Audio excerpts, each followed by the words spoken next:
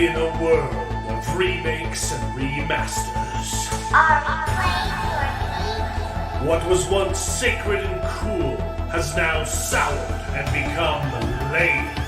Red? Gone are the days of Pods and Cowabunga. Now is the reign of slurp juice and dabs. Kids these days don't even know how bad they've got it. Now it's up to the best generation to rise to the occasion and make a show that dares to go where a lot of other nerdy shows have already gone quite a bit. That's right. They're going to talk about it a lot.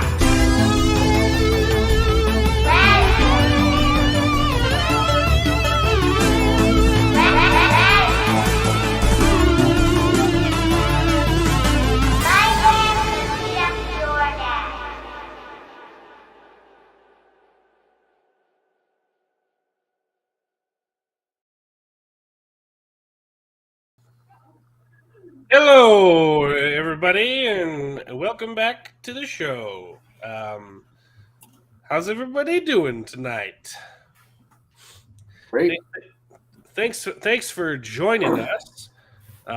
This is the show Best Gen, where a bunch of nerds complain about nerdy things. We talk about all kinds of different kind of subjects. I am incredibly sick with a hybrid of cold / allergies. I have hay fever and decided to go camping with the family while I have a cold. So I am completely miserable. I'm not wearing my headphones tonight, so if it's too echoey, please let me know in the comments, and I can put on some headphones. But I'm gonna try it like this. I just realized I spilled some water all over myself. So I've got this little speckled pattern going on. But funnily enough, both Corwin and Tanner both just called in sick. So I'm not alone. I'm just planning on doing a short stream tonight, but we'll still try and have some fun. The show must go on. The show Bros and the Jared Bros. Yeah. Yep.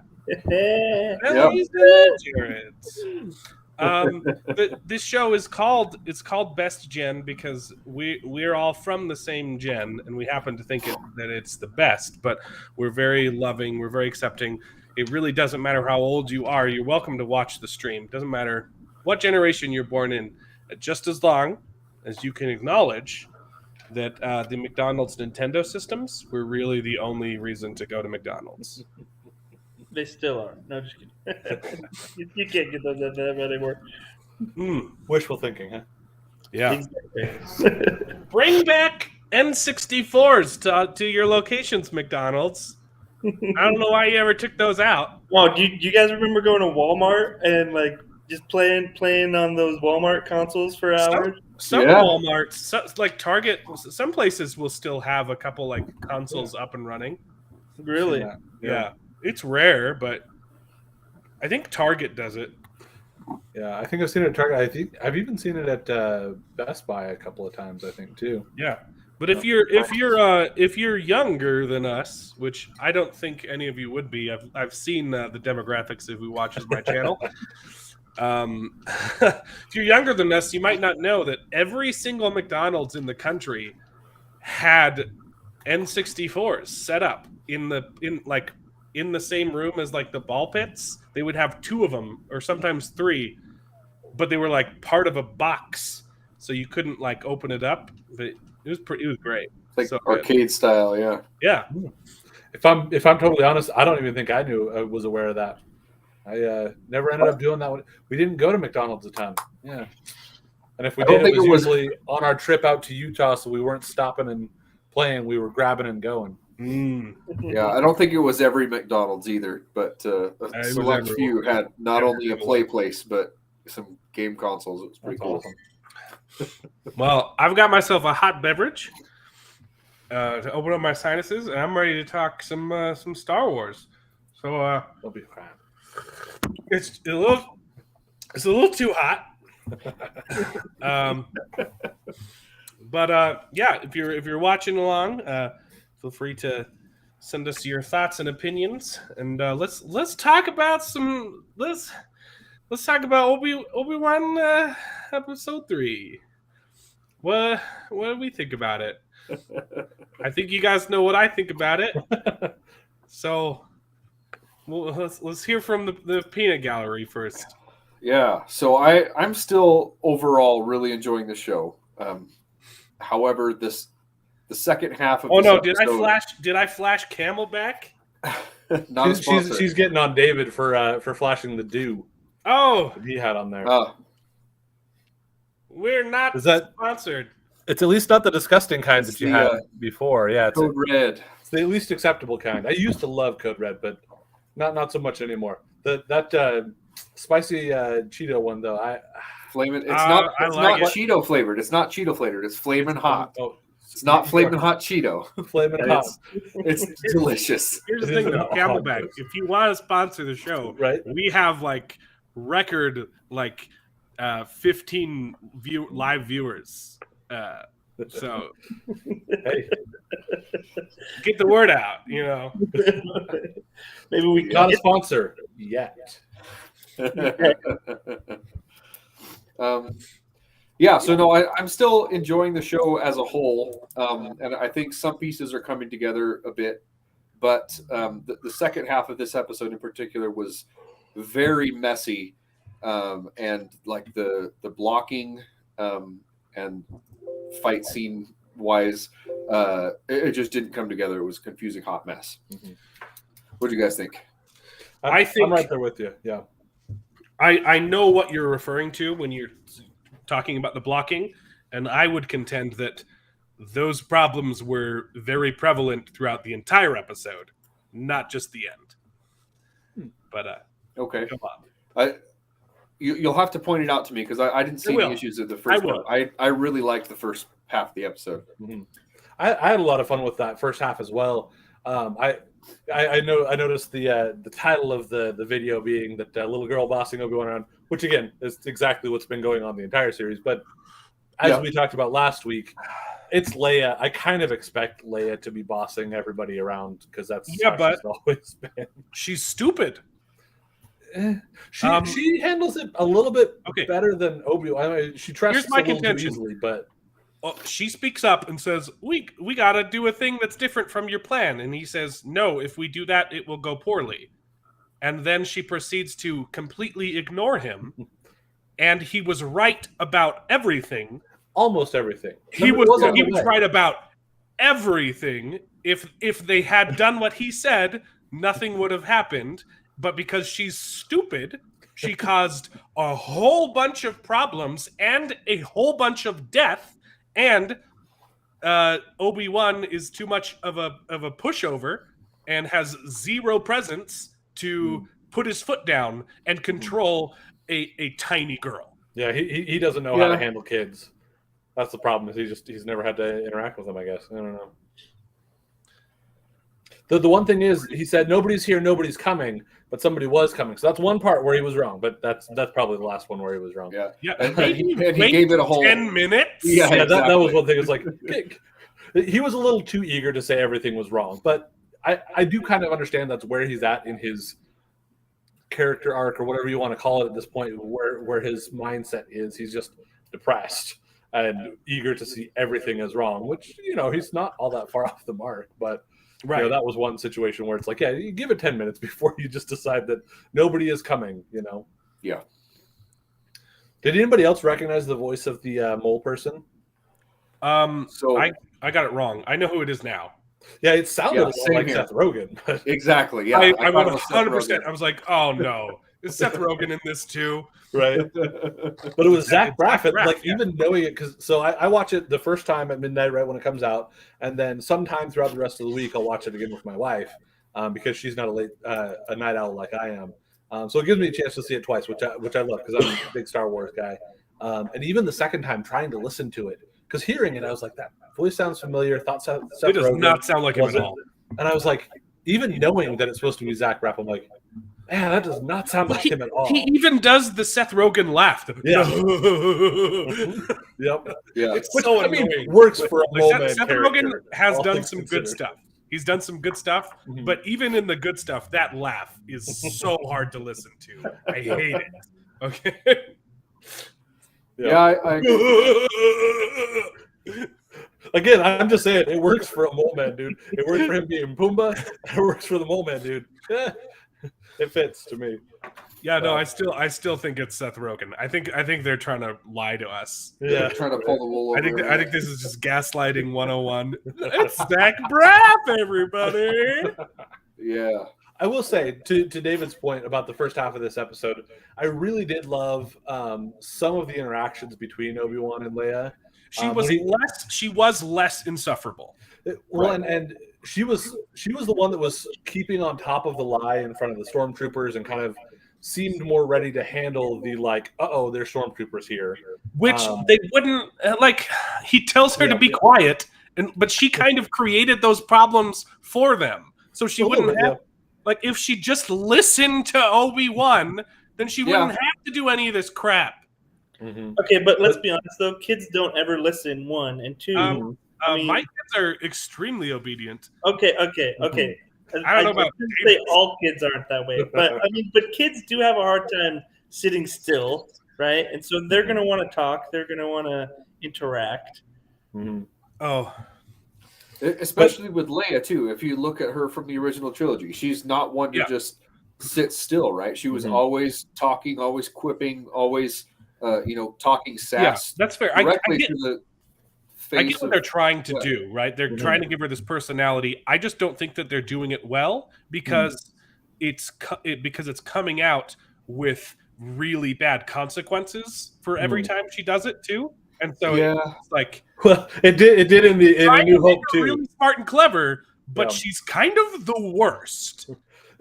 It kind of happened that's the same sort of thing that happened to her in episode in A New Hope though as well, because Yeah. she mouths off to Tarkin and to Vader, and what do? They blow up Alderaan. They completely destroy an entire planet because of her. I mean, in large part because of her snarking at them. Yeah. I mean, Yeah. the She only was, in her defense, she was getting tortured. true, Right. Well, even before she was getting tortured, but she was being captured and taken prisoner either way. Yeah. All that being said, I guess to me there's an aspect of like, so she hasn't changed since she was 10. Like she hasn't grown. I could make that argument perhaps of she's the same person she was when she was 10 years old. Right. But then again, she has going back to the talk with Senator what's his bucket Organa. Senator Organa. She's obviously learned to take responsibility, Mhm. and she still has a lot of that under the surface. That back talking, that sort of thing. But she has stepped up and she's taken that responsibility to be that leader. Yeah. And we do see that in like Rebels when she pops up in Rebels and does a good job Right. showing an example there. The part that I really loved though was where Obi-Wan makes the slip up and says, they know what they're doing, Leia, and they're like, wait, you called her Leia or whatever. But what I really liked about that was the moment of, sometimes I look at her and I only see her mother. To me, Yeah. that really worked well. Yeah. With that kind of emotion in his face that sold it, and I think actually did a lot to sell it to the stormtroopers as well, because he does see her mother when he looks at her. Yes, Yeah. I liked Obi-Wan's cover-up for that, Mhm. but it came at the cost of making him look like an idiot. Yeah. And I didn't. I hate the setup, but I did enjoy that moment. Yeah. I was like, as stupid as this is, like that was a good line. Mhm. Yeah, I guess I agree with you a little bit there, but But I it's don't know. I just think the like the payoff whole was show. They're good just enough. making him look Mhm. dumb. And later on in the episode, we can. Yeah. He's just. And- seeing what Jacob's saying. That's something I don't love, but I'm still in a position where I'm like willing to give them a little bit of time to finish fleshing it out a little bit. Not that they always have the best track record of actually following through with that as well as I'd like it to, but I still see some opportunities for it to be rectified when they're just like, let's get out of here. Yeah. Absolutely. I also just want to point out that I was 100% right last time when I said he should have been doing force pull-ups this whole time. Should have been. Because Yeah. he's Although- completely useless. Although we were talking about last episode, or that we were talking about the episodes 1 and 2, how it didn't make sense how he still kind of needed the Force to, to do certain things like to communicate with Qui-Gon or to locate his lightsabers in the middle of the desert. But then it doesn't make sense if he had to stay in tune with the Force at some manner or another. Yeah. Why he's so rusty when it took so much concentration and effort to stop Leia from falling, for example, or in this episode to fight with Vader, right? But the more I was thinking about it, the other examples that we were thinking, like reaching out and communicating with Qui-Gon or getting the feeling the influence of the kyber crystal or whatever and drawing it to that's more passive Force powers. That's just being sensitive to the Force and feeling that pull of the Force. Whereas actually using the Force to stop Leia or to do that's more active Force. And so I think that is kind of when you do that active Force, that can have other Force users in the vicinity feel your presence.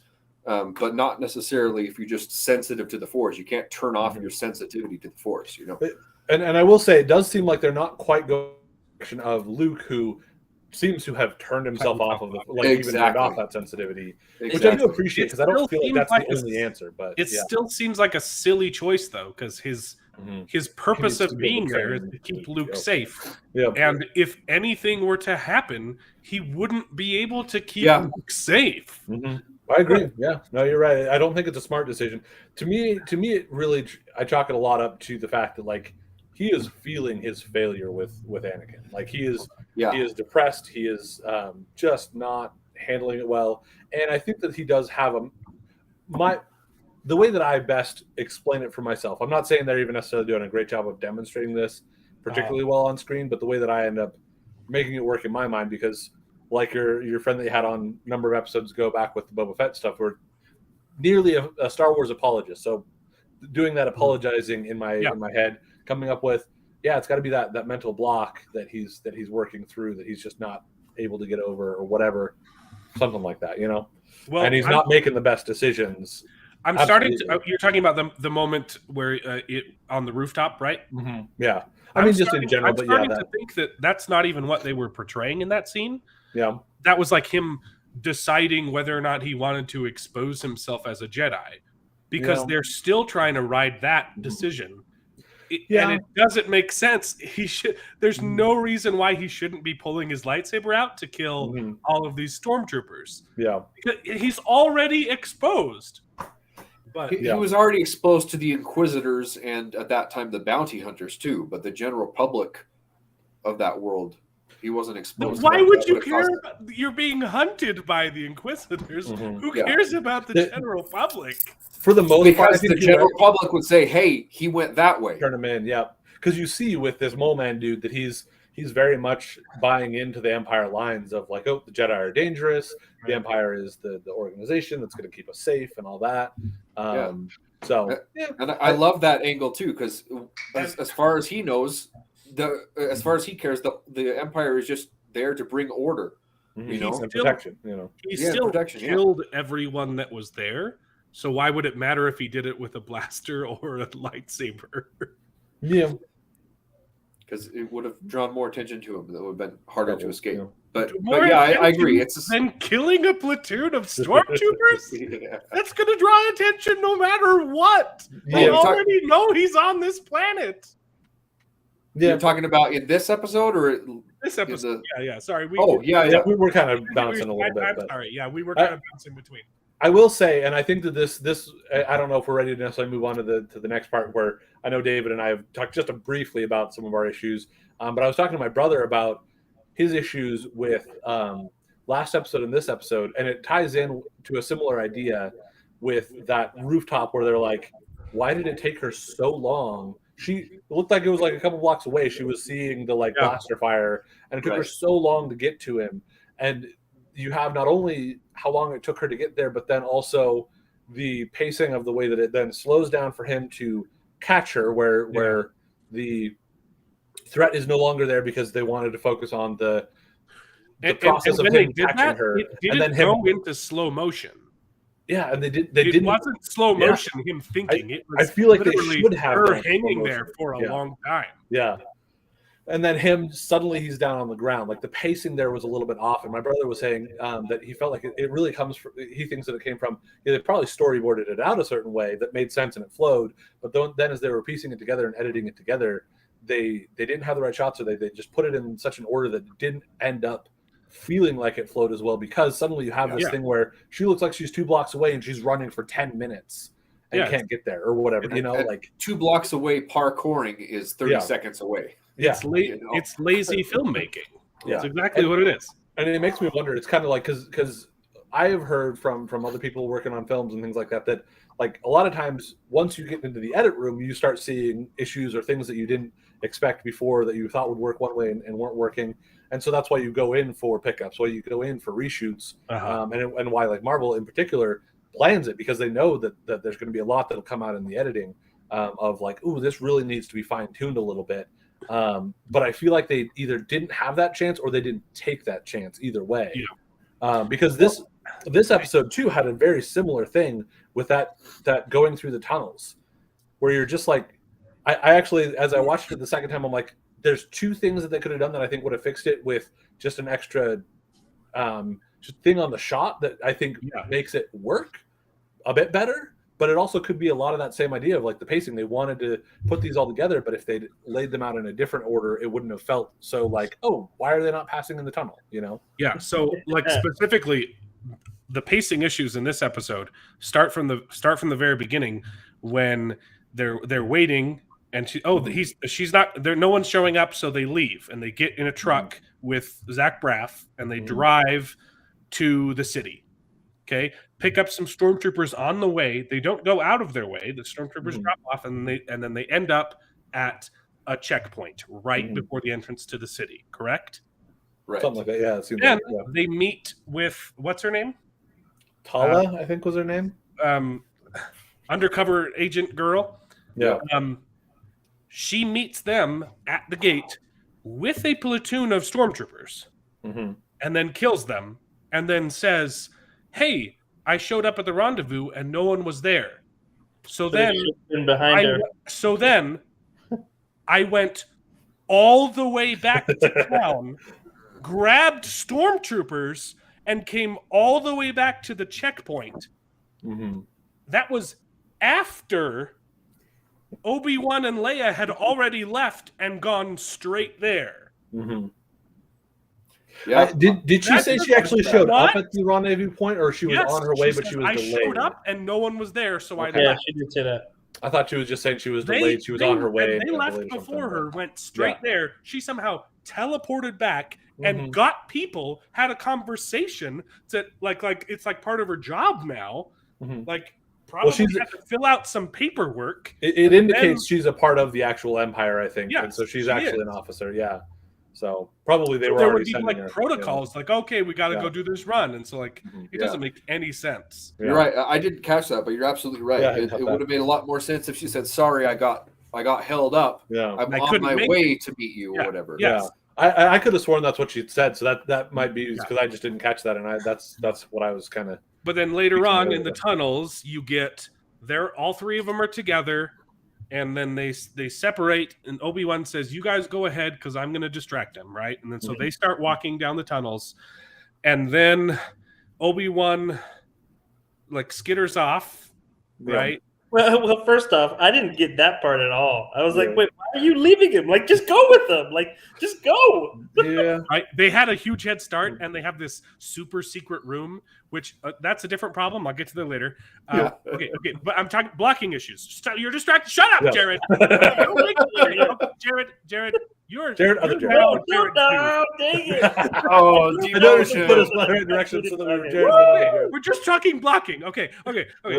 So they're all together. Obi-Wan separates, and they start. The two girls go down the tunnel. Then Obi-Wan leaves the house, and presumably Darth Vader chases after him, kind of. Even though I don't know how he knew. Whatever. Yeah. Then Reva sees a packing droid leave a house and is gets just suspicious. magic and knows that that's the right house, Mhm. searches it, and magically finds the doorway that would. If they could have done the same thing they did in Moon Knight, show some scrapes on the floor. So this is, but they give no reason why she would know that this door is there. Mm-hmm. So then she finds It wasn't that well hidden, actually. Like, she looking finds at the secret room and then finds the very, very hidden secret tunnel with just a button, right? Yeah. Then, Glowing so she's in there. Then after that, Leia and the lady talk to each other, and she says, "I'm going to go back to find Obi-Wan." So she leaves, somehow teleports past Reva, doesn't run into her in the tunnels, somehow miraculously finds Obi-Wan. Mm-hmm. I don't know how Darth Vader found him, Let alone Right? how she did. much less how she found him. Mhm. And then Leia has had about an hour head start, and all she has to do is walk or run straight to get to the end of this tunnel, Mhm. and Reva teleports in front of her. Yeah. None of it tracks at all. So here's my thought, especially having watched it the second time, because I watched it the first time, I'm like, wait, what? And the second time, I'm like, okay, my apologist mind trying to figure out some way to make this work, because you're right, they do not do it right in the show at all. Reva finds the tunnel. First of all, when they first open the tunnel, you can actually see that there are at least two paths. Yes, when So it, there's at as least the there. first, Right. like in the entrance part of the tunnel, there Right. are multiple paths. Right. And if more than one of those paths lead to the same place, why wouldn't the person who knows the tunnels take the shortest path? Mhm. No, you're right. So my thought process is there's multiple tunnels that probably led out to a variety of different places. That lead to different places. If you right? have multiple tunnels, you want them to go to different places, not to the same place. Right. Right. And then Reva, when she finds the place, she steps into the tunnel and stops and goes, my best guess as to what actually gets the closest to making So sense is she's she even turns more around magic. and knows that it's going to then be at the port, and somehow finds the exit of the port, which at even least if that's solves the true, problem. At But least even solves the if that's problems true, of them not running Jared, into each other. I It doesn't accept really make sense, but even if that's true, wouldn't you get there faster by going straight through a tunnel than going back around? like Jacob Ironside says, they could find teleport and find secret rooms, and they were also saying, why parkour when you can just helicopter the lightsaber? So that's probably what she did. She helicoptered a lightsaber over to the port, found the exact exit, and got there. And my other guess is that Tala probably went down a different tunnel that somehow led out right next to Obi-Wan. I don't know. It doesn't work great, but at least solves the problem of why did they not run into each other in the tunnel? Here's a thought too that I had, and because this is the hard thing with editing, is you never know the timeline, right? So they're showing you it. That you but- do though. I know. When you're So- writing a story, you should know the timeline. I know, but especially lately in a lot of TV shows, they kind of mess with the timeline about when things actually take place, right? Yeah, so obviously, that's I think a bad thing. it's hard because it's hard. It's really hard to follow. And in this particular case, I still don't think it makes sense. But maybe that's what they were trying to do. They were trying to say, hey, maybe the timelines weren't like what you thought or something like that. But I don't know. Maybe that's another explanation that could explain it. I think that's part of it. And that These are plays back happening at the to same time. Yeah. Yeah. That plays back to what my brother was getting at with they might have had one idea of how the timing worked out, but then how they show it in the show doesn't match that very well or doesn't line up right. It makes that pacing kind of feel off. To me, I think that also is because you can do that, but you need to actually show show the audience that, like, oh, hey, guess what? It turns out you were seeing these. You thought they were at the same time, but they're not, and they didn't do that. So it's like they're missing either a piece where they show Reva turn around and go back around. They miss a part where you can see, like, okay, we've made it past all the splits. Just follow this one tunnel all the way, Leia, and I'm going to go down this way, and I'll get out a different way. And or being able to say, guess what? The timing wasn't right, or some other thing. Again, you don't have to handhold us. You don't have to. We're in a back to tank now so that we can flash back. You don't have to handhold us, but give us just a little bit more indications if you're going to do something like that. But I agree from an apologist standpoint, that's going to be one of those sorts of things that I'm like, for me, my headcanon, that's how I'm going to try to piece it together. The problem is this is basic stuff. This is filmmaking 101. Don't let your characters teleport. It pulls audiences out. And it's not hard to do right. And we've known how to do it right for a long time. Have you guys seen What's Up, Doc?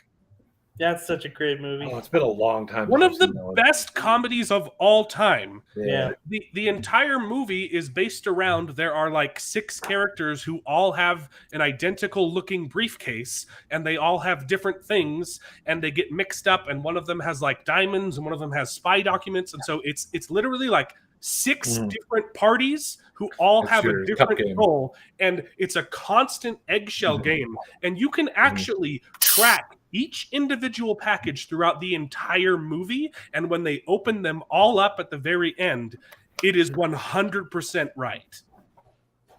Yeah. Absolutely.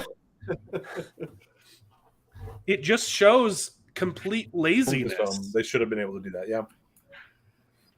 But I had fun with it. Once I get past that, go watch What's Up, Doc. Highly recommend it. Fantastic. And I had a lot of fun. My one other problem was, as much as I get that Obi-Wan has been in this depressed state, and like, it's not my favorite, but it is what it is. I really hope that they do a little bit better job of setting up, like, connecting things so that when we see them in episode 4, we are. You cut out for a second. When we see episode 4, what? Oh, that cut out again. sense. Ah, dang it. Go. We'll see if I can. That it makes sense how they approach themselves, approach each other in episode 4. Right. Because the way that this is, Vader dominates him so much, which I get. Again, he's struggling. He's not in tune with the Force, whatever. But I want them to make sure that they can still make sure those will line up. And right now, I'm not feeling like it's there. And I hope that they get a little bit better with that. Right. Agree. Yeah, so Jared, you're talking about in episode 4 when Obi-Wan and Vader meet, he said, Vader says, when I left you, I was but the learner. Now I'm the master, right? And that's something that we've talked about in the past about how this show. But they meet up in the show and he slams him on the ground and he shoves his, like a dog shoving his face in the poop. Like, oh, look what you did. Yeah. This is what you did to me. In order for that not to be broken, they have to fight again this series, which they're obviously going to. Yeah, they right? will. Obi-Wan has to win, but Darth Vader, Obi-Wan has to win and escape, but Darth Vader, by the end of the series, thinks that Obi-Wan has died, either by the hand of one of the Inquisitors or a building falls on him or something. Mm-hmm. So he escaped, so he won the battle and he left, and then he is presumed dead by some other method. The one thing I'll say, because we've talked about this a little bit, and I mostly agree with you, although I will say, having rewatched the original trilogy leading up to this as much as I could, you and I were watching when in episode 4, we're like, oh, it actually says, when I left you, I was but the learner, now I am the master, not when last we met or anything like that. Right. And as much as in every single way, we've always been under the impression that Vader assumed that Obi-Wan was dead. Nothing about what he actually says indicates that he's like, I thought you were dead, and I'm glad to see. So I don't I don't want them to go about really changing that a ton, but they could do it without doing that. And I don't know if I'd love it, but they could. That's true. But if he wasn't dead, though, then he would keep looking for him, right? Think, yeah. So but he's also been looking for him again, already for 10 years, When he shows up in episode 4, though, and he's like, "Hey, I'm feeling this presence that I haven't felt since, you And he know." drifts off. Yeah. And he goes off. Oh, oops! I wasn't supposed to say Sorry. that. Since Sorry, yeah, since what? Since fill in the blank that planet, whenever mining we leave planet? What's it called? Jimbo, Wim Bam, something.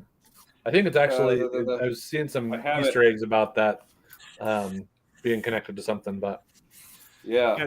David, was it you who? I've been texting a lot of people, but was it Yes. you? It was me. That was my very first thought. It's like, how did we get here before you, Leia?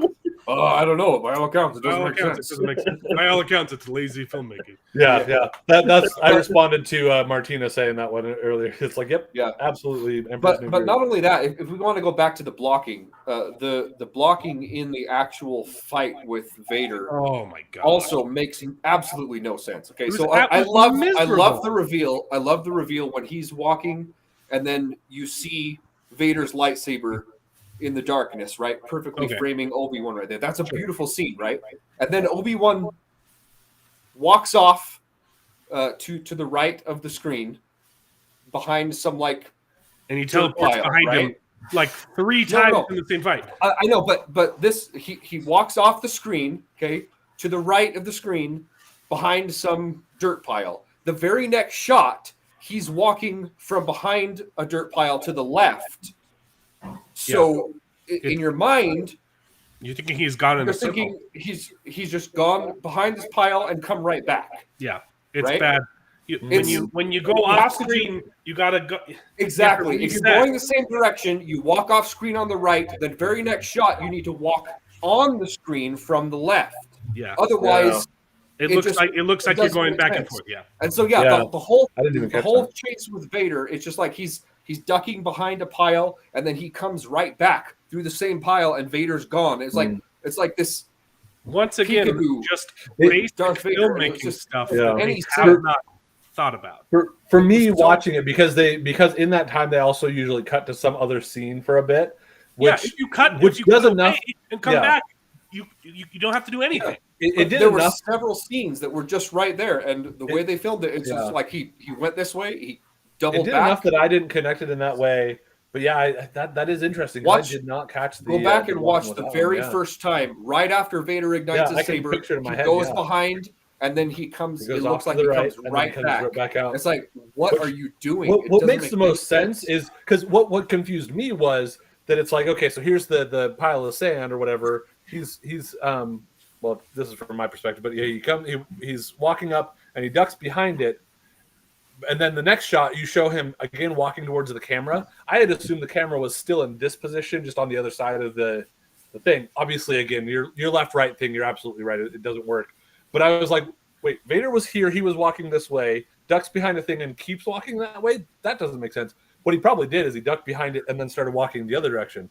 To your point, they did not block it well enough to make that make any sense whatsoever.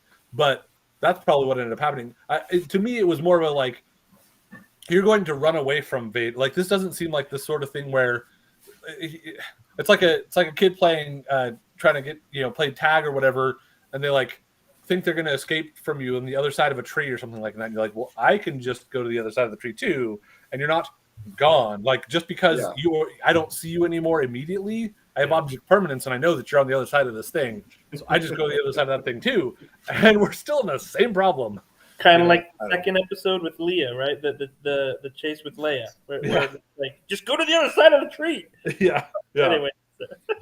No, and I did like parts of this thing. A lot of it kind of harkened back to Luke on the Death Star going after Vader, and he's just trying to find where he is, going through tunnels and corridors and whatnot, and then all of a sudden lightsabers ignite, and they have to dodge attacks. I think that's what they were trying to do, and I got that a little bit, but it was just so confusingly put together. And I think I think a lot of it might be due. I mean, the blocking issues aside, that is inexcusable.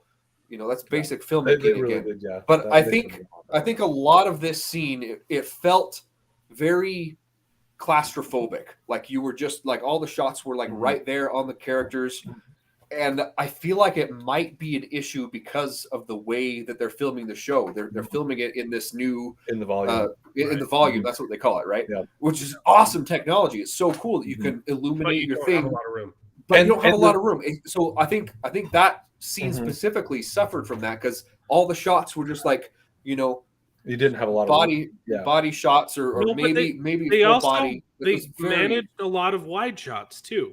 And that's the thing that's interesting because I've heard when he people. starts torturing Obi-Wan, there's a big old wide shot of him. Yeah. Yeah. They mentioned. Yeah, I heard somebody else mention the idea that, like, in comparison to the other shows, it feels like Deborah Chow does a lot more of those wide shots than we usually get in these other shows that have been using the volume. But you're right that there's something with the blocking of the characters that still feels very constricted. So it's almost like she is trying to do things to pull the camera view back, but it's not being able to be reflected with the interaction of the characters. You're right. Yeah. Which Yeah. I mean, if you can use that to your advantage if you're trying to make the scene feel claustrophobic, but it just felt poorly executed and where they were, scary. the environment that they were in it's a big wide open. wasn't. space. Yeah, it didn't it's seem like they a were trying to do giant, big, wide open field of that's Yeah. not the kind of To environment. David's point, like if where they'd you wanna done make it tunnels or claustrophobic. something, like Yeah. that has that claustrophobic feel.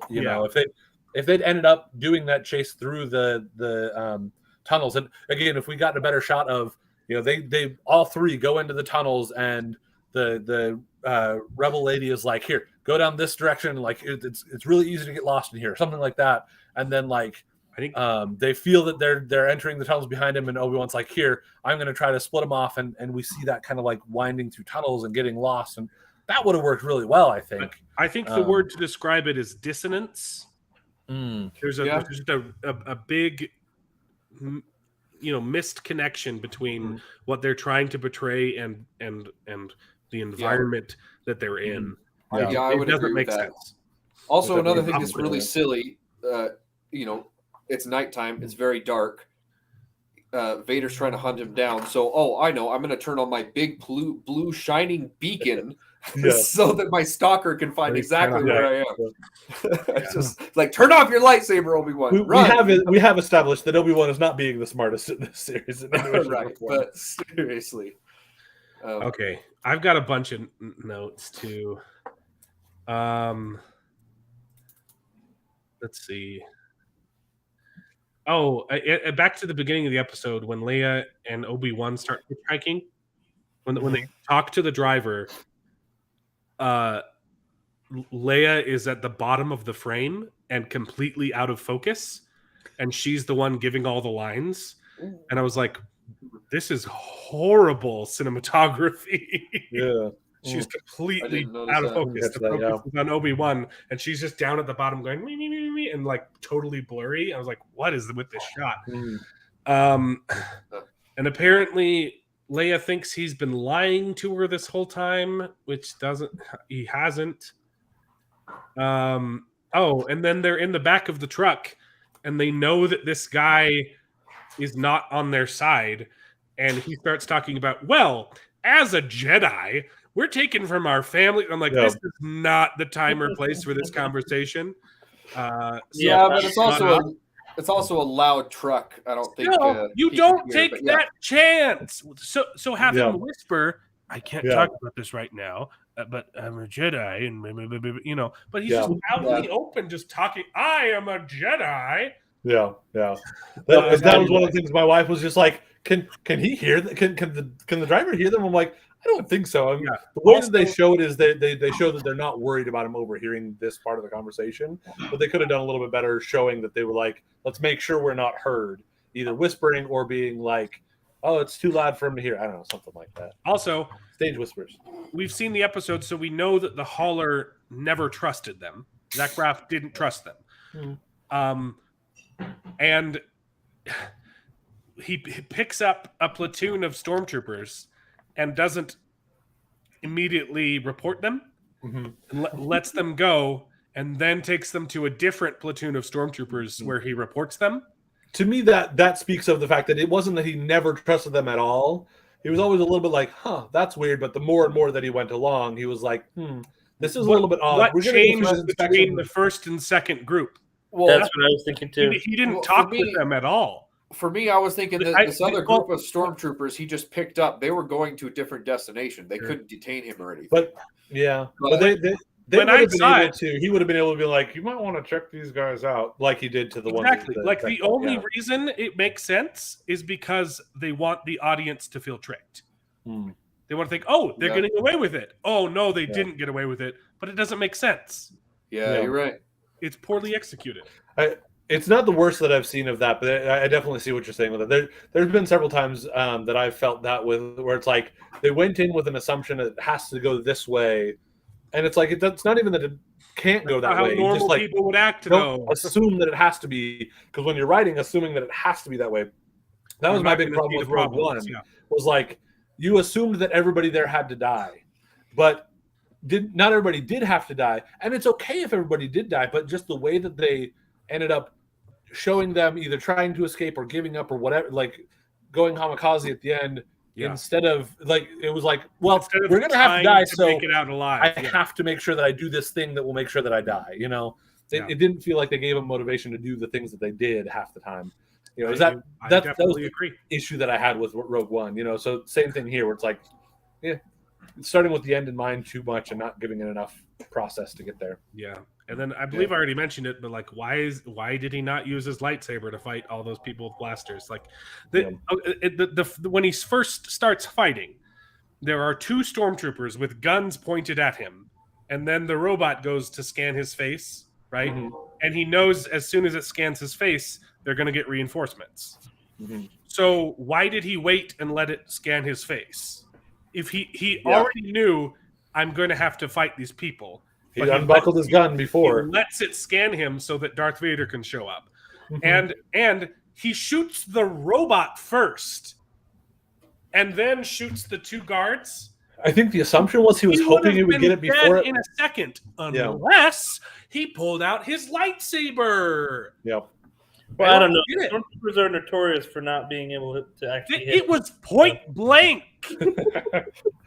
That still doesn't change anything with those stormtroopers, and I- unless they are posing as Tusken Raiders, in which case these last points too accurate for stormtroopers. Too accurate Tusken. for sand people, yeah. I don't know. Like that fight scene was so clunky. Mm. And then one of the stormtroopers teleports behind him and gets Leia, even though Yeah, that one I was kind of counted them, and there was not he just enough. appears out of nowhere. There weren't that many stormtroopers there. Really? Yes. Yeah, I'm not surprised by that at all. Even though, again, in the moment I'm watching it, I suspend the disbelief in order to be like, because they want to get this extra drama thing going on. And okay, And I'll then- accept it. But you're right, totally. And then he walks up to the laser gate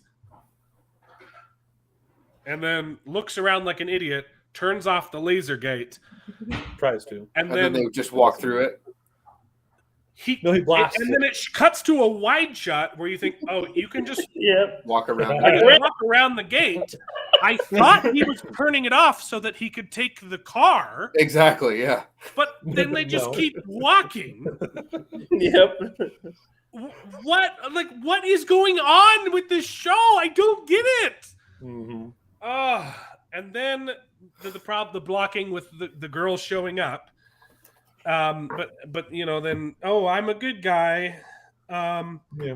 Oh, and then it cuts to the Inquisitors, and they're like, he destroyed the probe, but the signal came through before the impact, and I'm just like, yeah, that's my problem.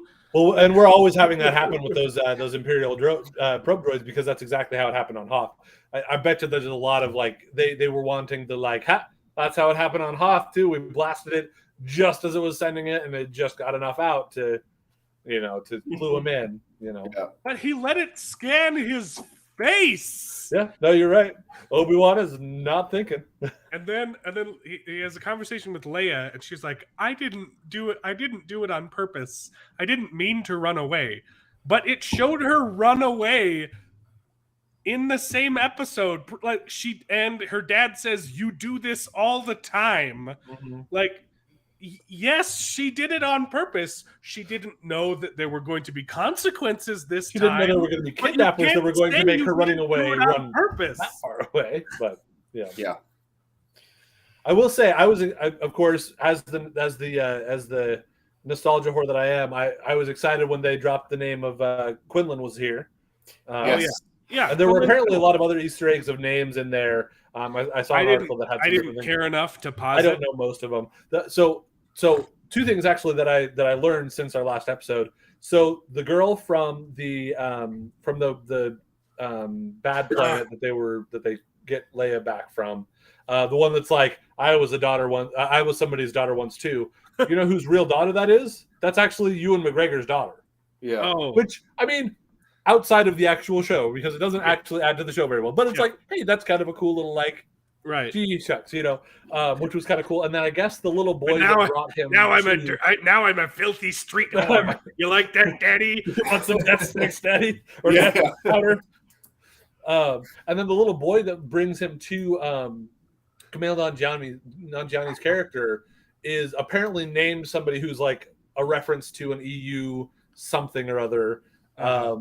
Gotcha. Like Corvette, and then that name is also sorry, it's not the kid that brings him there. It's the kid that I think he's helping escape. One of them has the name of a character that's supposed to be either a EU something or other, and then that name is also carved in the wall in that little secret room. Yeah, I'm Gotcha. not even super well versed in a lot of the lore stuff on Star Wars, and a lot of people say like, oh, the people who hate it are just like obsessed about the details of the lore. Like, yeah, you just got to let it go. I'm like, that's not That's not me right here. bothers me, right? I'm just complaining about these basic filmmaking things that they're just completely ignoring.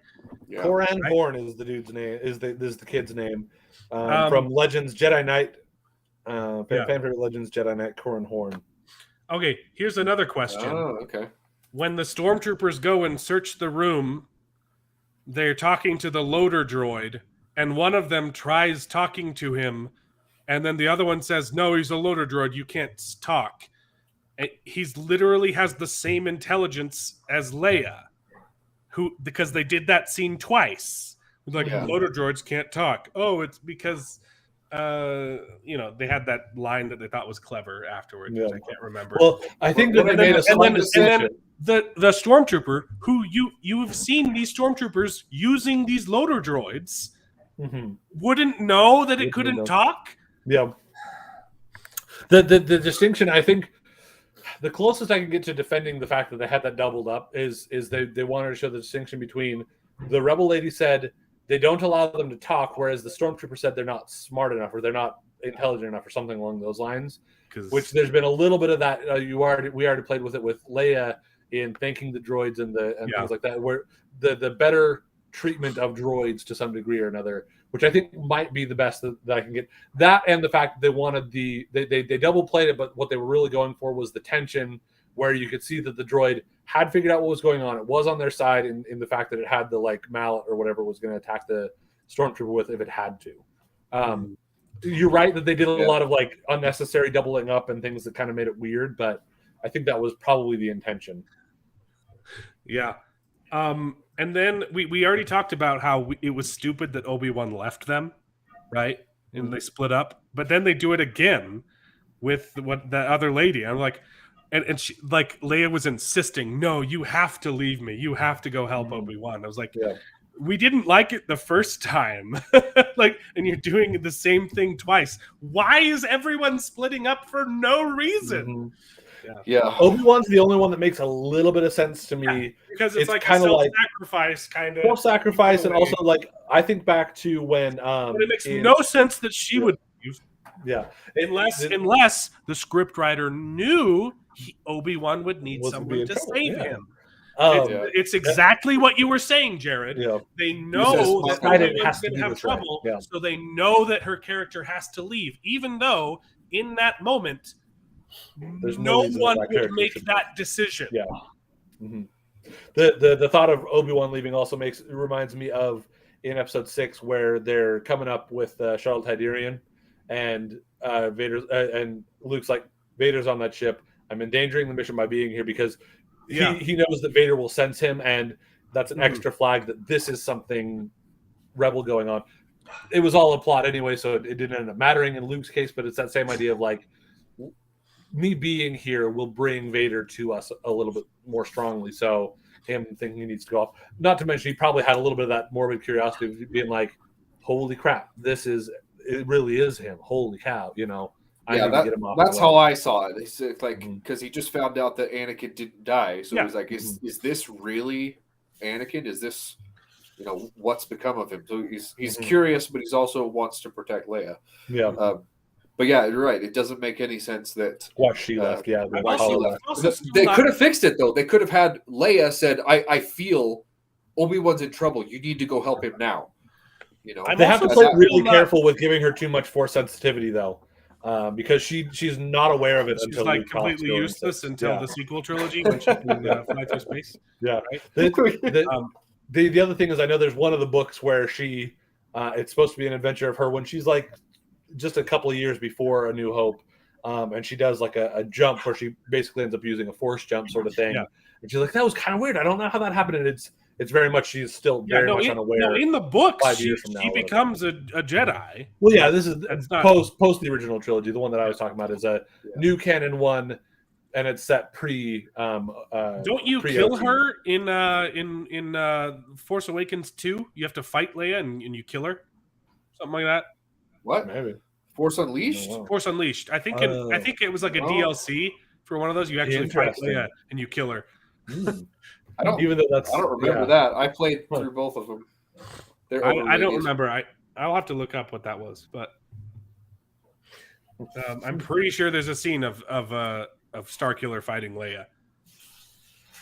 Interesting. So I'm still not convinced though that Obi-Wan wouldn't have known Anakin was Vader already, but I mean, Yeah. that's a technicality. I never really had too much issue with that. It is interesting that he's taken 10 years to find out. Right? Like But he would have walking heard away- stories of Vader doing And he's horrible heard things. the name Vader. He should He's have already heard the it. name. Yeah. I feel like he would have connected the dots before this, Yeah. but I'm willing to let that one. That one doesn't bother me nearly as much. Yeah. I'm Yeah, looking I through. don't think- There was really the only part of this episode that I enjoyed was the very beginning when you see Vader suit up. I thought that was excellent. That was pretty well done. Yeah.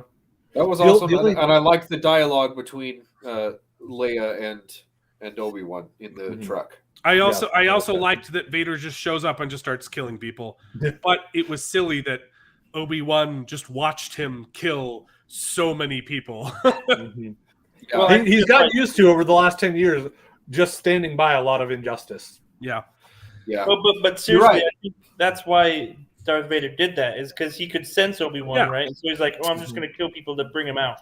Yeah. That's probably the point. It yeah. didn't work. He scuttled away. I don't know. Like there was like 3 times in the fight and before the fight where he just like, "Oh, are we gonna fight?" No. Yeah, I didn't love that. I was embrace excited. the fact that I it liked has the to happen intro. for the show, the way they're building stuff. But The intro Yeah. got me a little bit. I was like, "Oh, Vader's suiting up, and you see all these scars, and you see he doesn't have any arms." I'm like, "This is cool." And I'm like, "If they're gonna fight, I'm excited." Like, I don't Yeah. agree that they ever should have met again before episode 4. But if I they're would have been fine if they I'm had. like, okay, at least I Yeah. can enjoy a good lightsaber fight. And the entire time, it was like the worst. I hate it. It was Yeah. a horrible fight. The one problem with the Vader suiting up thing, and this is absolutely a super nitpicky thing, is the way that they put the final piece on. It's usually been shown as 2 pieces. Yeah. Yeah, The head yeah. here and then the face mask here, and they have them both come. And they did that both in episode 6, where he's where Luke unmasks him. He takes off the head casing and then the front plate, and then when they suit him up in Episode Revenge of the 3, Sith, yeah. they that down and this down, and with this one they just bring it straight down. I'm thinking about in episode 5, in Empire Strikes Back, you see that him coming out of his meditation chamber and something just coming straight down, but it's only from the back, so it still Yeah. really wouldn't fit for the like going this way. But Yeah. absolutely nitpicky of the uber Star Wars fan that I am, but I was like, That caught me too, but I was like, I mean, we know he had Absolutely. different suits, Yeah. so maybe this helmet goes on different. I don't know. whatever. absolutely something I can accept. And it's just like, Yeah. Well, you got me. The one part of the episode I liked is garbage now. there's a problem. It's garbage. Throw it all Oh, out. that was good. It- I it- did it- like Go ahead, Jim. I was just gonna say, to me, Rogue One is a great movie, but I ended up finding myself, because everybody loved it so much, that like when I had issues with it, I felt like I was pulling on them so much. So I always feel like I'm complaining about Rogue One when it really is a good movie, lots of fun. Not perfect, but lots of fun. But that was the other thing that like bugged me with Rogue One and they talked about going back and making sure they got the suit looking the exact same. And it didn't at all.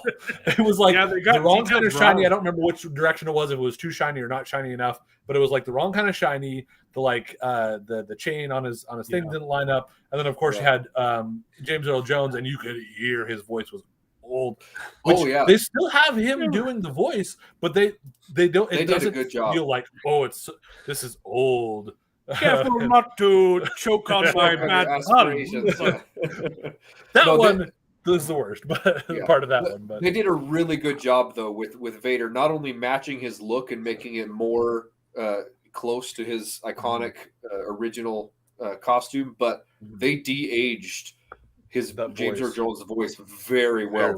I think they used the same technology they did on Luke Skywalker in the Boba Fett, which is it's crazy because you're right. In Rogue One, you could tell this is an old James Earl Jones. His voice is really showing it. Yeah. And 5 minutes later, he will have a very youthful, powerful voice. I didn't think it was James Earl Jones. I thought it was better than it did in Rogue One. Yeah, I thought it was one of the voice actors that did his voice in the animated shows. But in the credits, it said James Earl Jones. Yeah, and I was like, all right, very good. You know? He had a similar problem with The Lion King. I love James Earl Jones to death, but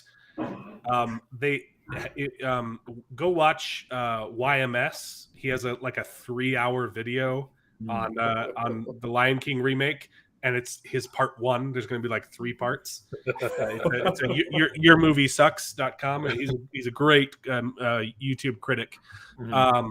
But he analyzed that movie to death and found out that half of his dialogue lines in the remake are pulled straight from the original because he couldn't do it anymore. He couldn't do it. Interesting. Yeah, it's interesting to me because at least with the Lion King, it's not like, we're doing a prequel to the movie that you've already seen where 5 minutes after this movie ends, you will hear him speaking with a very strong, youthful voice. And he's speaking with at the very least, this one is like, he's supposed to be an old lion, and so he sounds old here. It's just older in this take than he was in this take, but it's at least supposed to be the same thing, so he can just be old in this one and not. Have you seen the the footage of the actual actor in the suit from the original trilogy? Oh no, I have of David Prowse. Doesn't he have like an Aussie accent? He's British, but it's like so weird. But I kind of really like hearing that.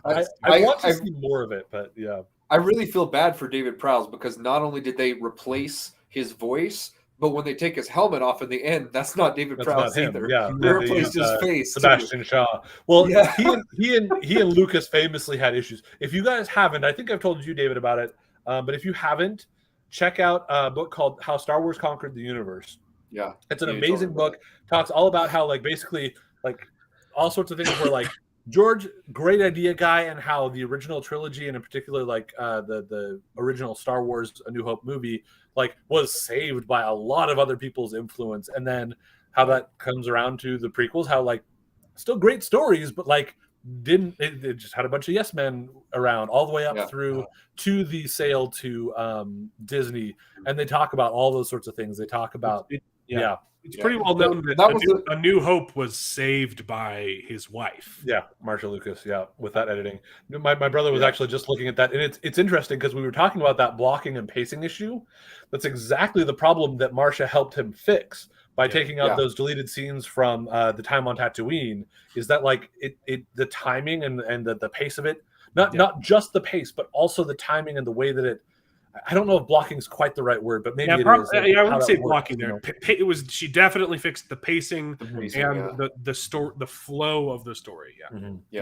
Absolutely, and that's one thing. I mean, George Lucas is a brilliant story writer, right? He comes out with amazing stories and characters, but he's not the best screenwriter, and he's not the best director. And I think that was the problem with the sequels. As much as I've grown to love them, their issues is because George Lucas did everything. He wrote the story, he wrote the screenplay, he directed it, and he just had a whole team of people just saying yes, yes, yes. Yeah, it was yes, a team. exactly. Yeah, I think And he didn't do that. The original trilogy. I think they would have been better if he still could have been directing them if he just had a couple people on his team who were naysayers. Well, and what you need is like he had on episode 6, if where his wife was still there saying like, "Hey, look," because I don't think the direction necessarily is the problem. I think it's the storyboarding. Yeah, it's the storyboarding. The director is one who, though, like has a lot of influence over that and how it goes, and in a way is the boss of the people who then make those decisions, and so he can overrule them or guide them. Dialogue has also never been his strong suit, and that even comes across in the original trilogy. It does. Well, that was my point, though, because he didn't write that. He wrote the original story and the characters. He did not direct any of the 3 movies. He did not. He did direct write the first play. He did direct Star Wars: A New Hope. He did direct A New Hope, but again, it was saved in the editing by Marcia and other people who gave him good ideas. But the screenplay for all of them weren't written by him for the original. He came up with a story, right? Yeah, you're probably right. I don't know for sure on the screenplay specifically, but again, I know he directed the first one, but not the next 2, and then that he. But that other people did. The thing that I was even going to point out is on episode 5, he actually gave up a lot of control to what's his name? The guy who directed episode 5. But then for episode 6, the rumor is that he basically gave over because his problem is working with actors. That's one of his big problems. He's got a lot of other problems. Yeah. There's a famous story about him on the set of American Graffiti with Ron Howard, finding that Ron Howard wanted to go into directing himself, and George said, "Hey, don't go into animation because that way you don't have to work with actors." Not remembering the fact that he's talking to one of his actors in the moment, saying, "You don't want to have to work with actors." But George, I'm one of your. But again, just that idea of like, and there's the behind the scenes stuff where you can see he just doesn't care what the actors does. He's like, "We'll fix it in post," kind of thing.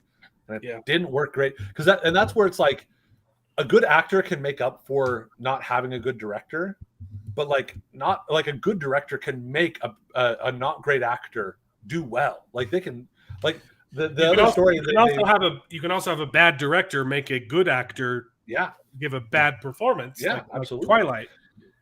You look at Pattinson is an amazing actor. But also young at that point. He has the worst dialogue in those movies. You can't take him seriously.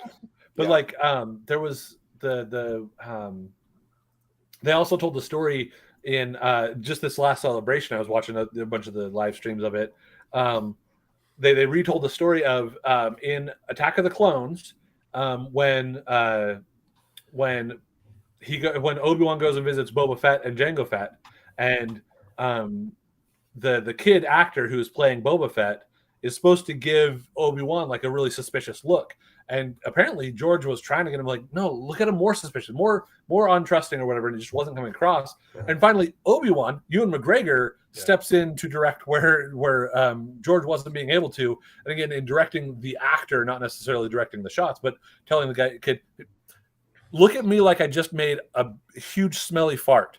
And that's the take they took, and it worked. And so like Ewan was a better actor's director than and so what he needs is somebody like in episode 6 where he had somebody else who directed the actors, but by all intents and purposes, it sounds like he directed a lot of the rest of that movie. And he was second unit. He did a lot of the decisions on the editing and on the shots and how all those went. But he left the other guy, Richard Marquand, I think, to direct all of the actors, and that worked so much better, than the prequels. I think the moral of the story is you should know your strengths and your weaknesses, and you should play to your strengths. And there's no shame in getting people to help you with the things you're bad at. Yep, exactly. So I do have to correct myself. George Lucas did do the screenplay and directed the original Star Wars Episode 4, A New Hope. But all the subsequent ones, Lawrence Kasdan did the screenplay of it. So you're right. George Lucas wrote the original story. Lawrence Kasdan went and actually made the screenplay, and then both of those, the second movies in the original trilogy, they were directed by someone else entirely. Yeah, Marquand for episode 6, and I know I'll recognize the name if you say it, but he was actually one of George's teachers at film school that he asked to come in and get it. Richard Marquand is. No, that's episode 6. Oh, okay. Episode 5 Episode 5. I was just looking at it. Episode 5 is. It'll come up again. Irvin Kershner. Kershner. There we go. Yeah. But Yeah. no, you're absolutely right. That's what he needed to do. He needs to be the showrunner for the stories, and then let somebody else be the directors. Yeah. Because you're absolutely right. He got to the point where everybody was like, George is brilliant. He did all these things. Yeah. And he did. He is brilliant, but he also didn't do all of those things. There were a lot of other influences that made Star Wars what it is. It's very rare. It's awesome. It's very rare when you can get one guy who does everything, like Stanley Kubrick and Inception. Christopher Nolan. Christopher Nolan. Jon Favreau can do it. We just watched Chef this week. Chef is amazing. Do you know what it's actually about? It's about Iron Man 2. Yeah. Yes, it's a metaphor for him writing Iron Man 2. I'm trying to remember if it was, maybe I heard it on one of your earlier episodes or something like that. Yeah, I talked about watching this, I'm just like, holy cow, you're absolutely. Chef is brilliant. The best part about it is absolutely it is that, but it is also just a great movie on its own. Like a great father-son story, and like just coming into your own and owning what you love and doing what you love, like all of that. Also, beautiful. Like Iron Man 1 is one of the greatest movies of all time too. Yeah. Like it's a good movie, not just a good superhero movie. Yeah. I would also put Edgar Wright on that list of people who write and direct, and like Edgar Wright, it storyboards himself too. Like he knows what scenes he needs, so he goes into it filming. Hey, this person has to come in from the left here because he has the whole vision in his head. Yeah. Exactly. I would add to that list. Who is it that does the Grand Budapest Hotel? Wes Anderson. Wes Anderson's really good at that too. Yeah. And there are some like J.J. Abrams. He is really, really good at directing something that someone else wrote. Mm-hmm. But when he has to come up with it, you get his little story box with no answers. Yeah. I'd even say that he, in similar vein to like a George Lucas, where it's like he even has some pretty creative story ideas too, but he needs to have somebody else come in and flesh it out and make it work better. Yeah, that's why I really wish that he and Rian Johnson had actually worked together on the sequel trilogy. And again, if any movies, after seeing that you could do it with like the Lord of the Rings movies, if any movies ever were to be ones that you could take the risk of filming all 3 of them at once, film them all at once, Star Wars. Please. Plan them all at once, film them all at once. It's Star Wars. People would have gone to see them, even if people did go to see them. People, for some reason, went to the theaters to go see Rise of Skywalker. Yeah, that's a good point. The Last Jedi, it's kind of split the fan base, as they say, but we all came back and watched Rise of Skywalker. Yep. So hoping against hope. Yeah, I know. I talked to you about this off air, Alan, a couple weeks, last week when we were hanging out at the not Memorial Day party, and about how one of the big things that you can do to fix that, and again, comes down to that idea of rather than handing it off, you actually work together and film them all at once. Yeah, lop off the last minute or whatever it is, last scene of episode 7, tack it on the beginning of episode 8. Lop off the last scene of episode 8, tack it on the beginning of episode 9, and things flow so much better with the way that the story is laid out, with the messages they're trying to do. But because each of them was having to do their own thing, Rian Johnson had to say, I have to show in my movie the result of what happened with Luke doing this. So I have to show it before the end of the thing. And oh wait, this isn't the end of the entire story, because that felt more like this is the end and the hopeful, yes, there will be good things that'll come from it. But we still have another movie where things have to go wrong and things have to be resolved, Oh, yeah. That was a mess. Speaking of a great movie, you put up a nice review just recently. Maverick. Top Gun : Maverick. Ooh, so good. So good. So good. I'm right there with you. If everybody else on the channel has seen your review, I didn't grow up watching this movie either. I saw it a number of years ago, like, oh, it's a movie. And then I watched rewatched the it. original for the first time Mhm. last week. Yeah. The day before I watched the sequel. And I was rewatched it about a week not before I invested in the watched franchise new one. whatsoever. I had no nostalgia pulling me, Mhm. and I cried like a baby in Top Gun Maverick. So good. Beautifully And shot. I would Yeah. say Top Gun Maverick is literally the only thing that's keeping me from killing myself right now. Oh. Because Wow. because they canceled Raised by Wolves. Oh, no. Okay, Oh. and Raised by Wolves was the only thing left that was giving me hope in Hollywood that people can still make good things if they just try and make a good thing. And Yeah. Raised by Wolves I've is been canceled. catching up on Raised by Wolves, and it's weird. It's It's- super weird. It's really weird, but it answers the weird. That's my favorite thing about it. So far, most of the time it has, but there's still a lot of questions. But I think there's supposed to sure. still be questions. There's There been a is- couple of times I know watching through the first season, they're on a different planet, but the time of day is really confusing. It's on a different planet. There's Yeah, there's sun. There's Yeah, 5 moon. the lighting changes, but Yeah. it doesn't even consistently seem like it just kind of randomly changes time, like lighting. It just like sometimes it does a more normal progression at maybe a different pace, but a more normal progression of light to dark. But then there are other times where it's like, well, suddenly it's this and suddenly it's that. So I'm finding things that I'm just like, that's kind of odd. That's kind of weird. It's a very dirty show. Like people are like covered in Oh, yeah. goo a lot. Yeah. Like I binged through the first season and I'm in episode 2 of season 2 right now. But like, Yeah. yeah, I will say, like, even though it's canceled, season 2 is definitely worth watching, and it ends on a cliffhanger for sure. But like, you get a lot of stuff answered, so that like I'm okay. I mean, I'm still devastated that I'm not going to get a season 3, but I can fill in a lot of the gaps in my head and come up with like it is 100% still worth watching seasons 1 and 2. Like I'm not one that gives up just because like, oh, they don't get to finish the story. I want to see everything so that I know what it is and I can talk about it. As the viewers can tell, I'm talkative. it's still possible someone else might pick it up, but HBO is kind of where it belonged. But I'm very upset about Raised by Wolves, and I would be in a depressive spiral if it were not that I just saw Maverick top Maverick guns, because that was one of like probably the best movie I've seen in like 5 years.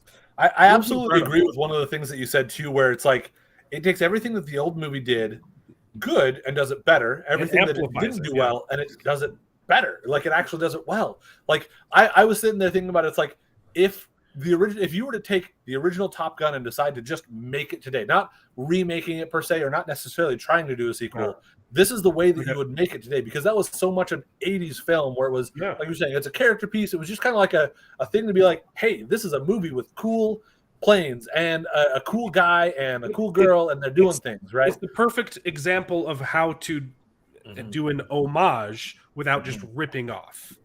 And because like all the things that they copied from the first movie, it amplifies the first and there movie. was so much of that. Hey, you remember the first movie, guys? No, Sure. it's there for a reason, and it's driving a different story, with like different characters who are going through a similar experience, and so it like mirrors the lessons they learned from the first movie, and like and it shows growth, and it's and they put in a topless football scene. Because there was a topless volleyball scene in the first movie. Yeah. It's great. That's probably that It's a bunch of oily dudes. that, It's a bunch of oily dudes on the beach. It's a little bit homoerotic, and everyone looks amazing. But again, the cool thing with that is it's a great example of the fact that like in the first one, you just got this scene of them playing volleyball, and if you really analyze it, you can get there that for a reason. It's there for an absolute reason. And if you really look back on it on the old one, you're like, that same reason kind of exists. Like, but they don't tell you that's but they don't, why. And it's not even just that they don't tell you, because again, we're not trying to ask for hand holding, show don't tell.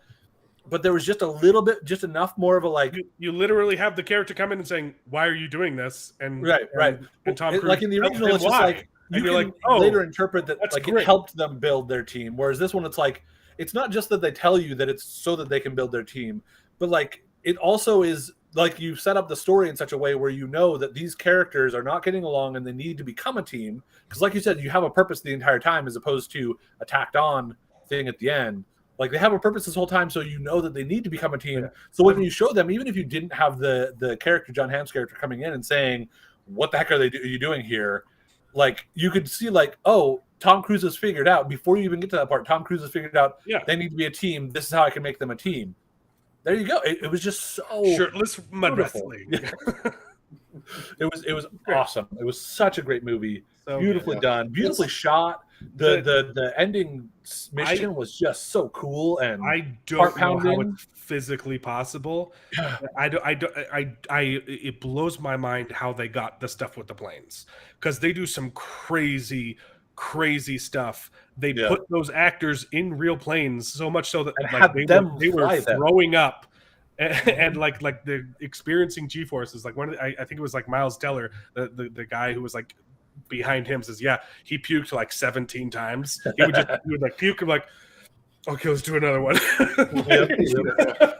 Tom Cruise loves stuff like that. You know, he's like, if I'm gonna jump out of a plane or do skydiving or whatever, I'm doing it for real. Well, did you see awesome. the Mission Impossible trailer where he jumps off of a cliff on a motorcycle and like he literally did that? Like, I was hearing about behind the scenes stuff where they were like they did that like 15 times and he just jumped straight off the thing. I've heard that, Mark Clark.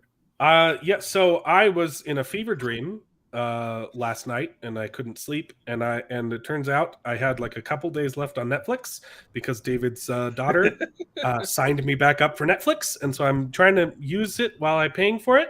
And I watched RRR. I wasn't expecting a 3-hour movie. Half, like I'd say like 3/4 of the majority of the movies is in Hindi. But there are a lot of English characters who speak English, but it's not too much of a chore to read the dialogue, to read the subtitles. I was impressed with the movie.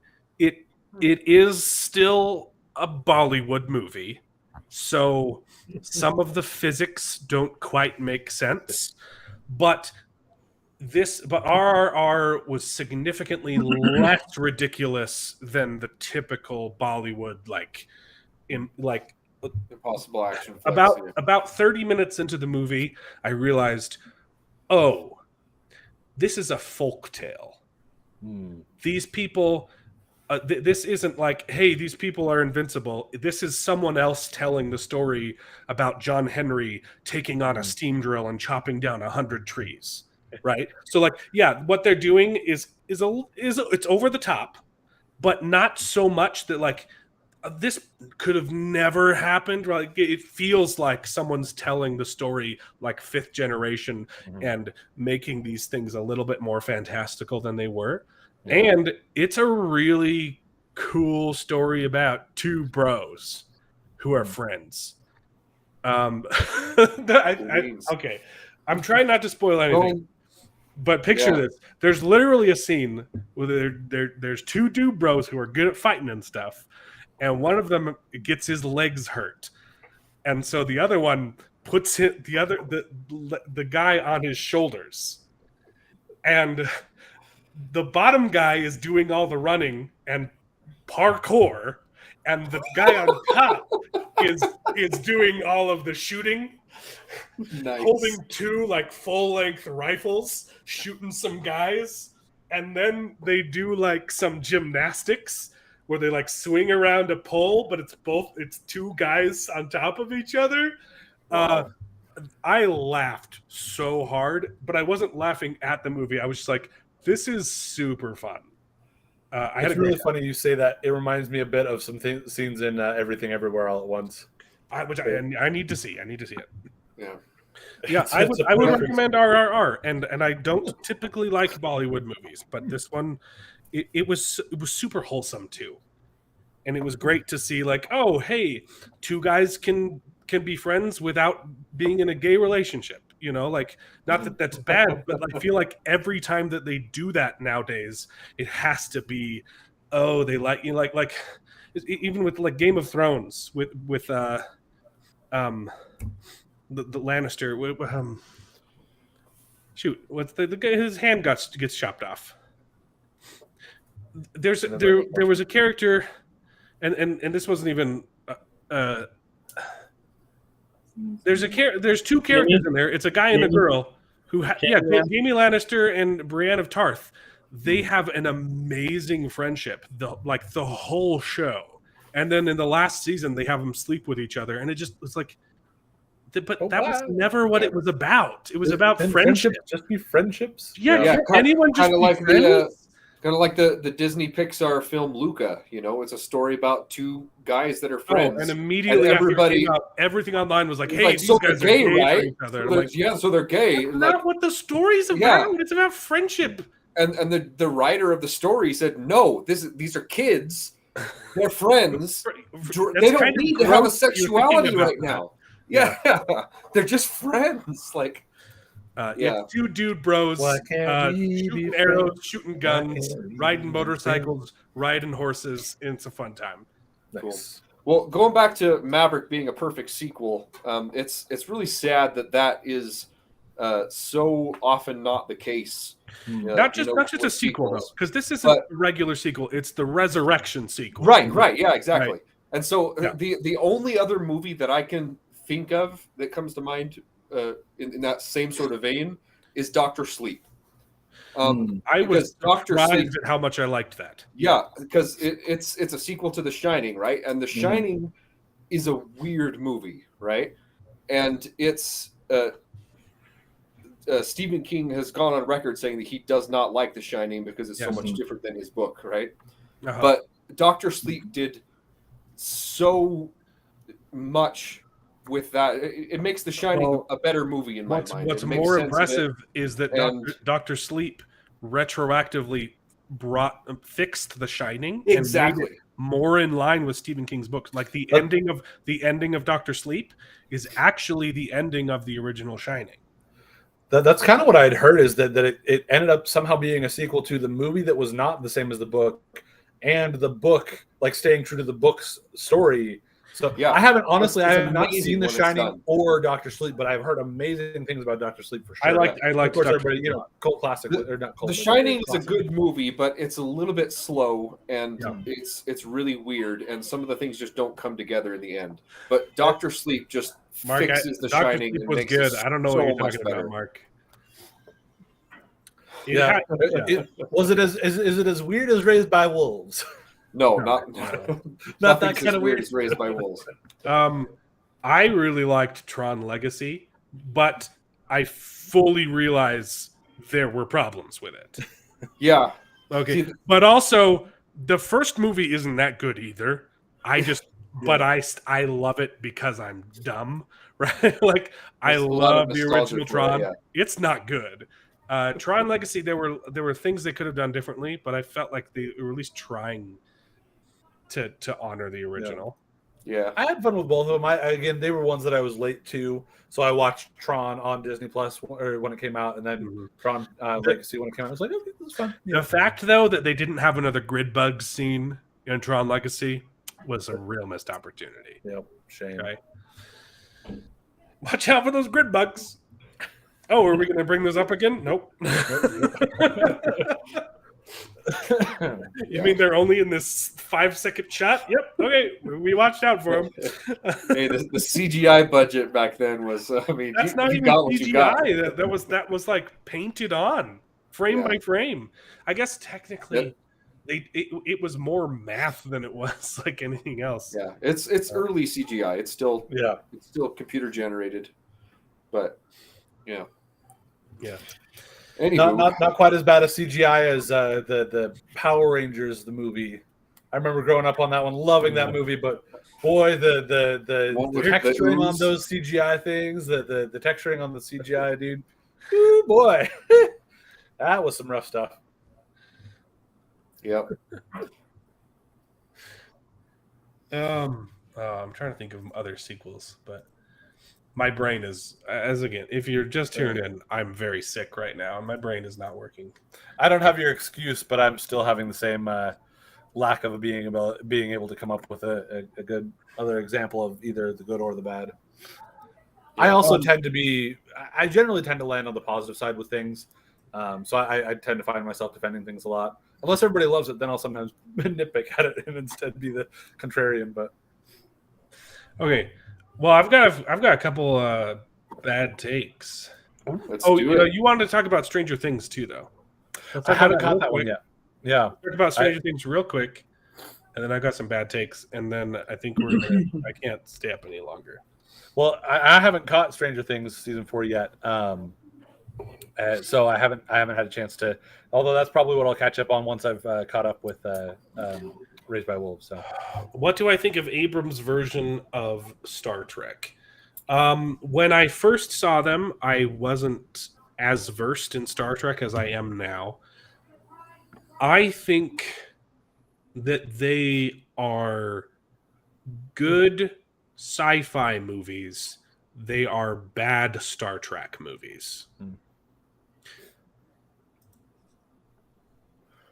yeah, a lot of people. The way I've heard it described, they're action movies, really. Yeah, I can agree with this. Is that they were JJ's first attempt at wanting to do Star Wars.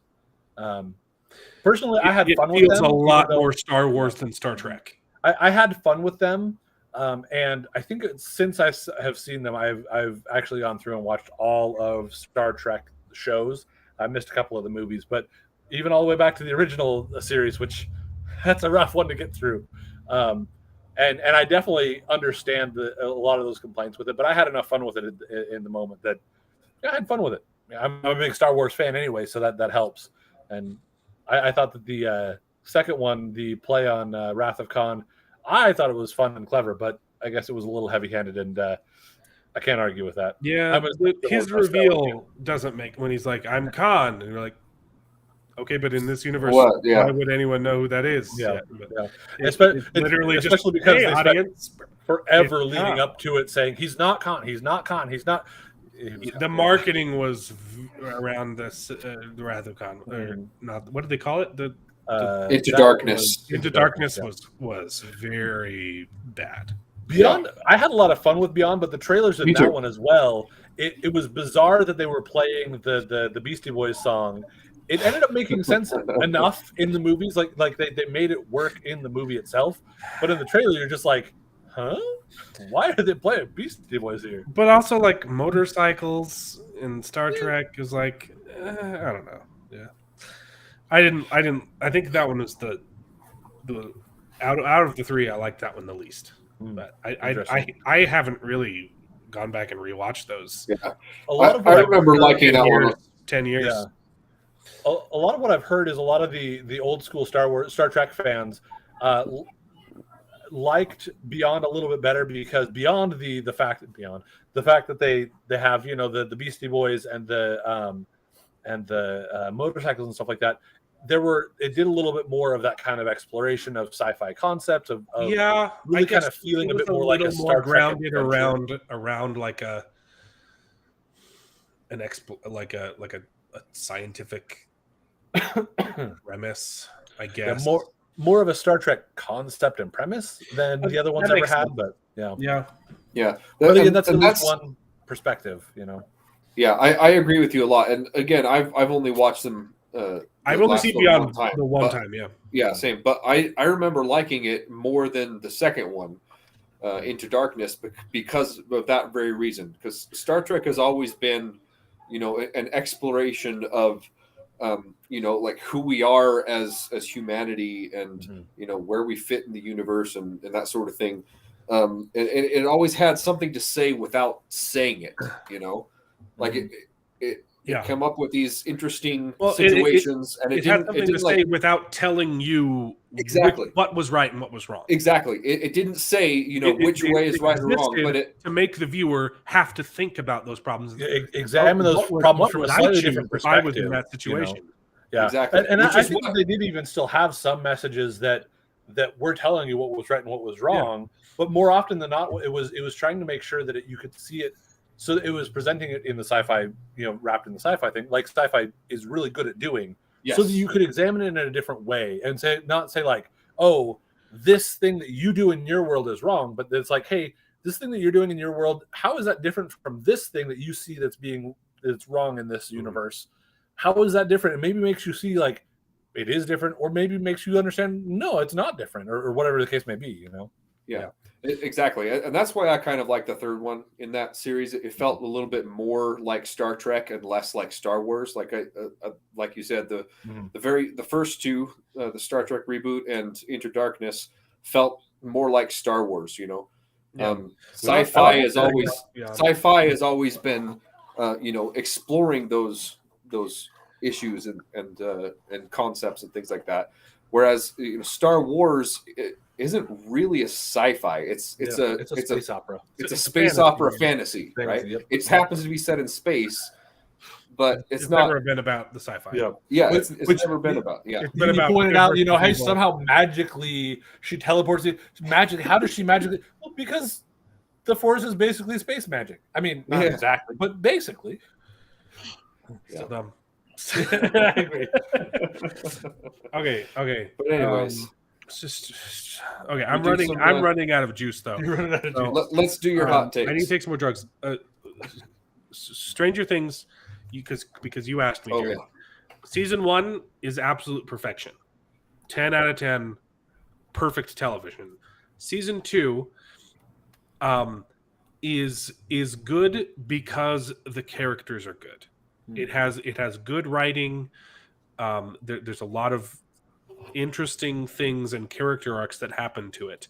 The actual story is a little bit weaker. It's not terrible. I would give season 2 maybe an 8 out of 10. The problem, I think its biggest flaw is that it's no longer a mystery. Season 1, you slowly get more and more information, and you're like, oh, cool. In season 2, the opening scene tells you what's going on. So you're not figuring it out as you go. And they did the exact same thing in season 3 with the Russians. So it would have been awesome. Like, first off, the Russians are kind of dumb, but it would have been really interesting if they start decoding this thing and all of a sudden there's Russians. Like, what's this? But the audience already knew from episode 1. So season 3 has the same problem where it's not a mystery, and season 3 really, really suffers from it gets too ridiculous. Like the fact that the Russians are involved. How would they have known that any of this was happening? And they built a secret base under Hawkins, which is already not very believable. But that secret base was 5 miles underneath Hawkins when they take the elevator and it keeps going down and down. And you're like, we don't have the technology to do that today. Yeah. Like that is so unrealistic. We know of. The government might be lying to us. It was ridiculous that happened. Okay. So the Russians was stupid, and it kind of falls apart. It's still interesting to watch because the characters are still very, very well written. But I would give season 3 is it's not very good. I would give it a generous 6 out of 10. But I'm still watching. Season 4 is a huge improvement. I think it really pulls back to its roots, and it felt almost like I was getting that season 1 same vibe. It's a lot darker, but once again, it's a mystery and you don't know what's going on and you slowly get more information, and that's what makes it good. Okay. Season 4 is good. It's a lot darker. It's significantly more gory, and my wife got really scared. Terrified. She had me go check on the kids about like 5 times while we were watching it. And I don't know how it's going to end. It does suffer though from the Russians. the Russians making everybody suffer. It does. But they can't. It sucks because they can't just throw it out because they already brought it up in season 3. But every time they go there, it gets ridiculous again, like with the plane crash, and I'm just like, oh my gosh, like this show was good because it was grounded. Right? And now it's just like woo. But season 4, 8 or 9 out of 10. Of course, it's not over yet, so we still have two episodes. 2 more episodes, and they're supposed to be like feature length, aren't they? I've heard they're going to be an hour and a half or something like that. So like really long episodes. I haven't caught it yet. I've been meaning to, but I've been catching up on Raised by Wolves first, so been doing that. The other one that I want to catch up on is Boys season 3. That just started, didn't it? Yeah, I think the first 3 episodes just dropped. I was also a big Supernatural fan, so I'm just excited to see Jensen Ackles pop up in there. When did Supernatural end? I think it's still going on. Still going? It's still going on. They have like season 42 now. Like I remember seeing an article like, oh, Supernatural is finally ending, and I was like, I thought it ended 10 years ago. What? Yeah.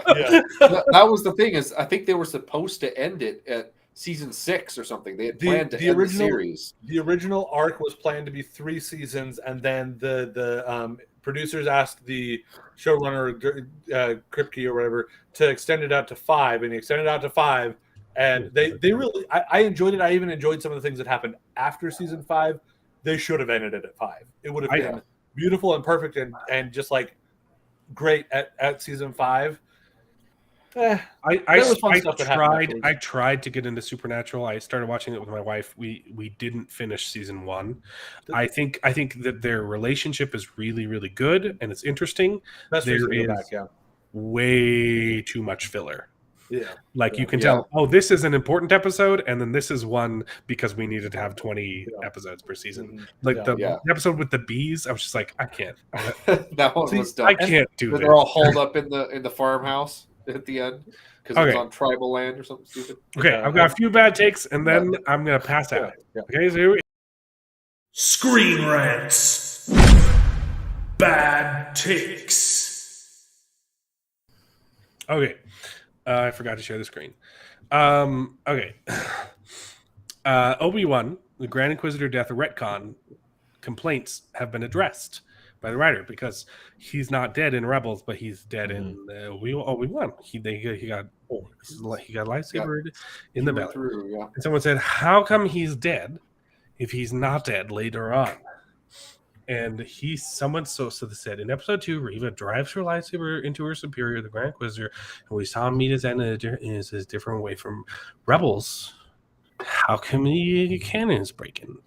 He says, as you know, we would never break canon. I'm sorry.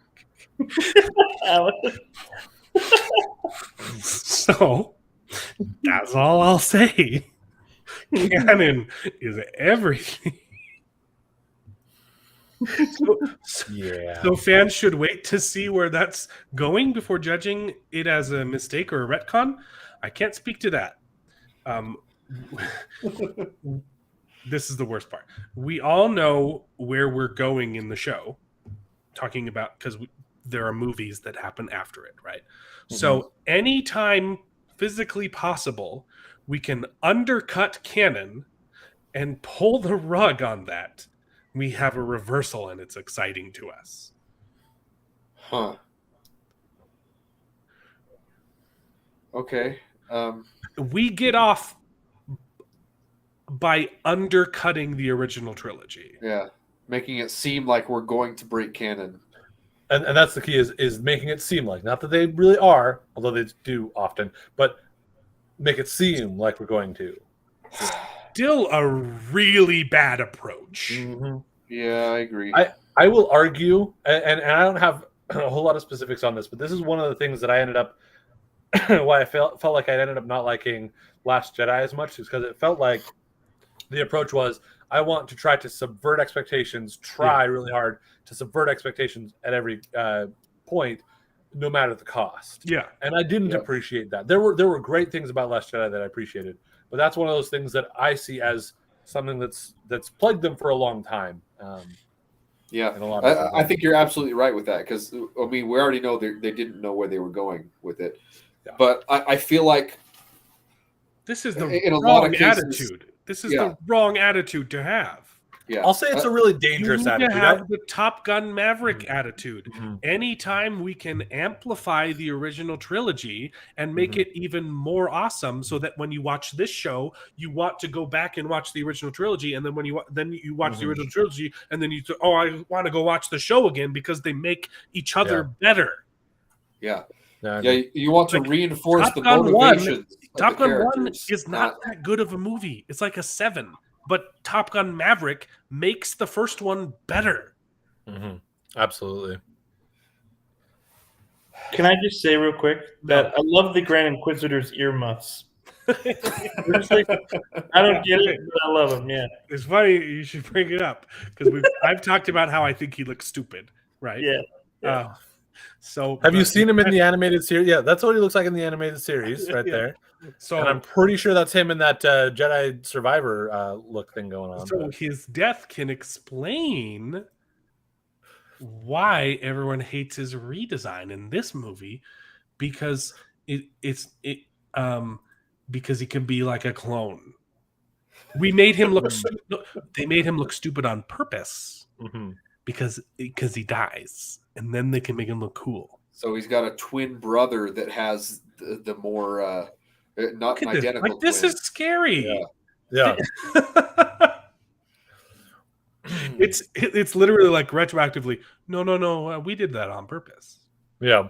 I actually was saying this from as soon as we saw him die. I'm like, maybe they're doing that, and that's why he didn't look right, because I don't get how they can make him not look right. I agree that is absolutely the wrong idea, the wrong approach, the wrong intention to approach this with. But for me, I was like, hey, maybe that's why, because otherwise I don't know why. Maybe I don't think it's giving him too much credit. Okay, we've got a couple more bad takes. So Morbius flops at the box office again. I don't know if you know this. They brought Morbius back to theaters because of all the memes.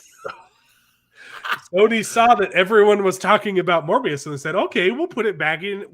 Maybe people want to go to see. Maybe people want to see Morbius." Because they don't understand that everyone's making fun of Morbius. I think that they hoped that I think that they knew people were making fun of it, but they thought that they could capitalize on that, and it didn't work. Like, it's like the same reason why like releasing things in theaters and on streaming at the same time means that you make a lot less money on your movie, because we can watch it not at the theaters. If we want to laugh at it and watch it again to laugh at it, we can watch it not in theaters, not paying a premium price for the ticket, not paying a premium price for popcorn and sodas or whatever. Like, also, it would be rude to go to the theater to laugh, right? Like, if you're doing that, you invite your friends over, you know, and you just brutally make fun of it. Yeah. They did that with Cats. They actually started making fan screenings. I don't know what I don't know if they were fan screenings, but like screenings where the intention was come get drunk and watch this movie that was awful. So they do that sometimes. Okay. I just think this is hilarious. That is dumb. It bombed twice. Oh man. Okay, here's another. We're back to George R. R. Martin. Screen Rant has got his back, and they're saying why you shouldn't be concerned about the Winds of Winter delay. George R. R. Martin discussed Winds of Winter, and this is why you don't need to be worried. He's gonna get the book out eventually, and all they're talking about is this article that we talked about last time. And they don't tell you why you shouldn't be afraid. All of it is, look, he wrote all these books. He started working on a bunch of other things, which is not a good thing, right? And they say, look, the first books, they were 4 years apart. First two ones. Then the second one, first 3 books published within the second 4 one years. was 5 years apart, and then the next one was 6 years apart, and now it's been 11 years. You don't need to be worried because he took on a bunch of other side projects, Fire and Blood. He wrote a bunch of other stories, and he wrote Elden Ring. And the reason that they're giving for why you shouldn't be worried is literally the reason why people are worried. Yeah, that's all they working on said. Other stuff instead. Also, if you go back to this article that they reference in this, right? We talked about this how he's talking about the Rings of Power, and it feels like World War II with people freaking out about it. He goes on to say, you hear controversies about some of the Marvel shows and Marvel movies, certainly about the DC characters. It used to be if you were a fan of Star Trek, you liked Star Trek. Now it seems like half of the people who call themselves Star Trek fans hate Star Trek, and the Star Wars fans hate Star Trek, and the Tolkien fans hate the Ring of Power. Why the heck? Okay, now maybe it's because it's changing. Yep. Bingo. And he goes on to make, but it's at least worth something. And if you're a writer, you would go crazy if you didn't make changes somehow. You want to tell new stories, not to tell the same stories over again. Those are not mutually exclusive. This is why people are concerned about George R.R. Martin. And I totally understand the pressure on him is huge. Mm-hmm. Okay. But he's straight up said he doesn't enjoy writing in Westeros anymore. He's admitted that he wants to move on to other projects. He's saying here, I don't want to keep doing this Game of Thrones thing. That's why people are upset about it. But don't worry, Screen Rant says we don't need to worry about it. And they reference the article that says stuff that's very worrying. So... Mm-hmm. Again, I just contrast this with Brandon Sanderson, who has all these series going on and writes other projects, right? And still has most of them still making way more. Like, I think, let's see, when was the previous book of Song of Ice and Fire of that released? The last one, 2011. Yeah. So since that time, I think Brandon's published like a dozen books. Yeah. He's started new series since that time. He's kept working on ones that exist and has come up with new ones and has been working like he was giving like consultation on Rings of Power on the Wheel of Time. He's trying to set things up with video games and with movies of his other properties. Like he's audiobooks, like all these crazy conventions and stuff like that. And like somehow he's making it work. I don't envy the task. I get it. Like it's got to be tough for George R.R. Martin, right? And there's something to the idea of you'd go crazy if you didn't change it somehow. You want to tell new stories, not the same one over and over again. But there's a difference between if that's the way you feel, then don't start a giant series that you don't want to fit, right? You know, like don't finish it an epic saga. Make it something different if that's than what not it was. what you're interested in. Yeah, don't change it from what it was. Make it a progression of a story that becomes new things happen in. Also, you can tell a very different story in this. You know, your story can change as it like Harry Potter. Okay. It takes place in the same universe, but if you read the first book and then if you read the last book, they're very different stories. Yeah. And that's okay because the character grew, the author grew, and the audience grew. That's totally fine. Yep. You don't have to tell the same story over and over again, but you should at least try and finish the stories. Finish the story. Stay true to the concepts that you originally started telling. You know. Yeah, but again, like we talked about last time or the time before that, I don't think he has any incentive to finish it because it's always just going to be compared to the last season of Game of Thrones, which is almost universally hated, and it's either going to be, hated for being different, or if he does it the same, it's going to be hated for being the same, or or maybe it's a worse ending than there's an enormous amount of pressure that if the fans didn't like it, he's got to write something else that is more satisfactory. And it's like, what's the point? He's got the prequel series going on. He's got all these other things he could do. Like I understand he doesn't have any. I see that logic, but the reality is that he is in a position, while not to the same degree as, but not that dissimilar from Star Wars with The Last Jedi and then The Rise of Skywalker. Like Does He he, has try some and, divided does he try spending, but and he give has in and change what the fans Rabbit. didn't like? Well- Or does well- he stick to his guns and write the ending he initially Sure, liked? but you still come out with it, and guess what? You're still going to make money.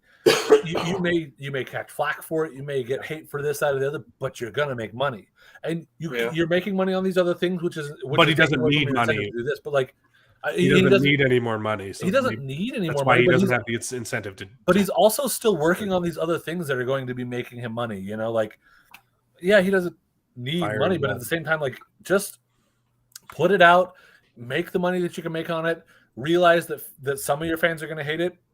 And, like, that's a part of being a public figure to some degree, is you're going to get hate. It's going to happen. It doesn't make it easy. I'm not trying to dismiss that, but like, you can't just not. I don't think that it's right.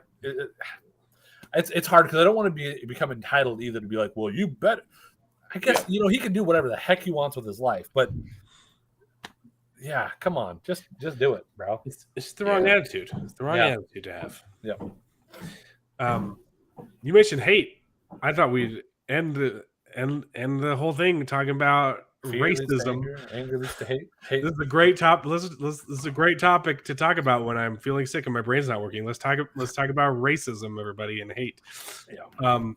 So Disney has put out a lot of statements about the Moses Ingram playing the third sister, saying that a bunch of people are being racist to her. Which that's bad. Don't be racist.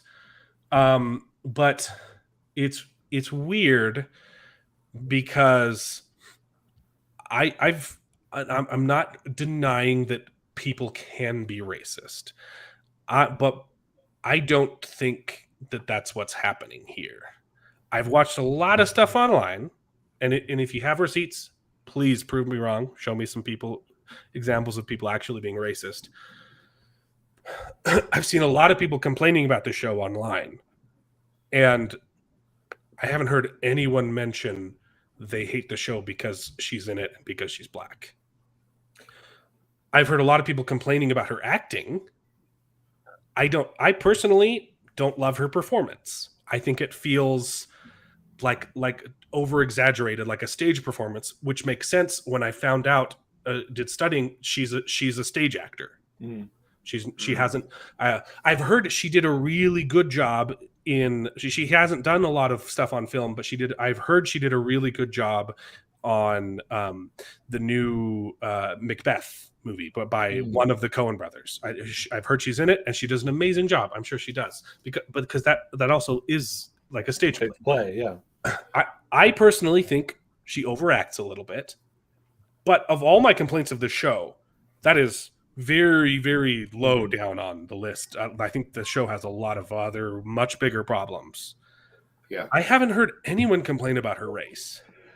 I will say, so I haven't seen a whole lot of specifics myself. However, I know my wife she came across an article and saw that a little bit, and she was scrolling through it, and I saw a couple of messages that they posted as examples of some of the racist hate that she's gotten. And there are some that are there. I think that they're not putting a lot of spotlight on the specifics of, like, they're not wanting to give the spotlight to the racist actual messages. Right. I agree. Most of what I have heard, and I think that it's easy to get lost when you do have an issue with her performance outside of any kind of racial issue, Right. And all of that. I think it's easy that gets lost, and for us that's all that we're seeing, that's all we're hearing, that's all we're feeling about it. I do absolutely believe, because I've seen a couple of screenshots of ones using the N-word at her, talking about how she's worthless. Like, I absolutely believe it, because that also happened with Kelly Marie Tran, where they drove her off of social media. I don't doubt it at all. But again, Personally. the majority of the people who were complaining about her Marie Tran were complaining about her character, not about her race. I don't disagree. There probably were also leveling some people. They were also who had leveling that it problem. unfairly at her when her character, like, it was her dialogue, it was how she was written, Right. not her performance. Exactly. Whereas I with didn't Moses, like her like, character. Some of her performance is part of the issue, you know? Right, but it's the person who writes the character and the person who directs it that you know. I have nothing against this actress at all. I don't particularly love her character. It doesn't make, but I think Disney is using racism as a scapegoat here, and saying anyone who's criticizing the show is racist instead of actually talking about the criticisms and saying, it's like, hey, obviously there probably are a few people who are bad, but the majority of people complaining, that's not the problem that they have. I would personally disagree. I would say that they're I never picked up on this as a like deflecting, like, oh, the only people that hate this are the people that are being racist. Although I do recognize that as a potential tactic that may be going on. And well, some people want to see, but here's what makes me think that is because this stuff has been recent. They started this before the show even came out. But they said we had to prep Moses Ingram for racist backlash online. But again, because they've seen that happen. But no one complained about John Boyega. When you bring up John Boyega, Disney is the one that was racist with John Boyega. They painted him out of the posters for China audiences. Yeah. Okay, I think Disney, that was not the audiences. I really liked Finn's character. Okay, and he was the most interesting of all the newly introduced characters, and they just wasted do him. anything with him. But he was a very interesting character. No one had any problem with Samuel L. Jackson in this or Billy D. Williams as Lando. There are I do think that there is a vocal there's a vocal group that is really trying to flex their own here, and I think it's one that honestly I personally don't run across very much. So I recognize where you're coming from and your viewpoint of what you're seeing of like, I'm not seeing any of that because I'm not seeing most of it either. But I still don't doubt it myself. I do very much believe that she is getting a lot of this, and I think it's stupid because there's a lot of other things to complain about the show. If you are saying racist things about Moses Ingram, you are an idiot. Okay, if you didn't like her performance or her character, that doesn't automatically make you racist. You're absolutely right. You're absolutely right. And I think that there have been times where I have felt. As a relatively conservative person who lives in California, felt sometimes that people conflate those ideas of like, oh, you dislike something or somebody who is a person of color. Exactly. I'm coming from this position because I've been called a racist for having an opinion, and I'm like, I'm not talking about that at all. You're completely ignoring the argument I'm making to make an ad hominem attack. And Disney hasn't addressed any of the structural problems that people have brought up about the show. The only thing they've said is people are being racist against her, and that's and so anyone who says anything bad is probably because they're a racist. I think it's more because they're like, that's the only thing that they can defend, because they're like, we can defend against people that are racist. We can't defend we made some bad decisions, or again, the closest they can get to is like, no, we definitely are very sacred about canon. Canon matters. We're not going to break it. Like, they don't defend the rest of it, but they at least can defend against this. I don't know. That's my take on that. Line broke me. I couldn't. Yeah, that's a good point. This is coming from the guy who was busy defending half of those decisions, or at least trying to. But when you come out, look, like I get it. Sometimes you break an eggshell, okay? There's a lot of stuff to keep track of. I'm not a huge Star Wars buff either. Like, I don't know all the little details. If you're gonna make a sequel or a prequel or anything in the Star Wars universe, you're probably gonna accidentally break some canon. That's not the problem that we have with the show. But when you come out and say, we would never. I am appalled that you would insinuate that we would ever break canon. Yeah. You idiot, you racist bigot. We don't break canon here. Right. But we're intentionally going to make you think that we might. Right? Because it's fun. Yeah. Oh, yeah. I'm dying though. I felt like that went better than I thought it was going to. Oh, we're hitting the hard topics here. Best Gen. I realized we didn't talk about Raised by Wolves last week, but I also do not have the energy to go into it this week. But we won't stop. Okay, I'm gonna force my friends to finish watching season 2 because the finale is it's pretty free. It's pretty cool. Well, I'm going through to the end. I'm not one to give up easily myself, even though I'm like, this is weird. I don't know whether I want to keep watching this or not. Oh, it's good. I'm going to keep watching. I'm going to get caught up. I was so close. I just ran out of time. I'm 10 minutes into episode 2 of season 2. Okay, So I'm just an episode behind you. Next week I'll definitely be on you. I promise next week we'll talk about Raised by Wolves episode 3 and Obi-Wan episode 4. Someone was posting online that Ewan McGregor made some kind of coy statement that there might be more episodes of Obi-Wan Kenobi. Yeah. So what happened? I think that's complete bullcrap. Yeah, it's bullcrap. What happened is it was at Star Wars Celebration. He came out and said, "Hey," because they got to see episodes 1 and 2 before it actually aired. So and he said, "There's more than these two episodes." What he said was, I hope you enjoyed episode 1 and 2, and I hope that later you'll enjoy episodes 3 and 4 and 5 and 6. And then someone in the crowd shouted 7. And he's like, yeah, and 7 and 8 and 9 and 10. And then he walks off, And Yeah, he was playing the crowd. That doesn't mean what you think it means. Exactly. Guys. He was playing the crowd. It's like, I like your enthusiasm, and let's hope for more of this because this is awesome. Yeah, that's the equivalent of me saying, yes, we're gonna review Raised by Wolves season 2 and season 3 and 4 and 5. That doesn't mean we're gonna get a season 3, guys. Yeah. Exactly. There was another line in Obi-Wan that I was like, ha, I got that reference. I got that one. I can't remember what it was though. There was a great line that it was a good reference, and I, as the nostalgia horror, was like, yep, I like it. In this episode? In this episode, I'm pretty sure. Shoot. There were a couple things that I wrote down that I don't know. It's not coming to my mind. Nope. We just watched it yesterday with my wife's viewing of it. Well, Darth Vader was in this episode. Yes. He walked all intimidating. Yeah. Brandished a lightsaber.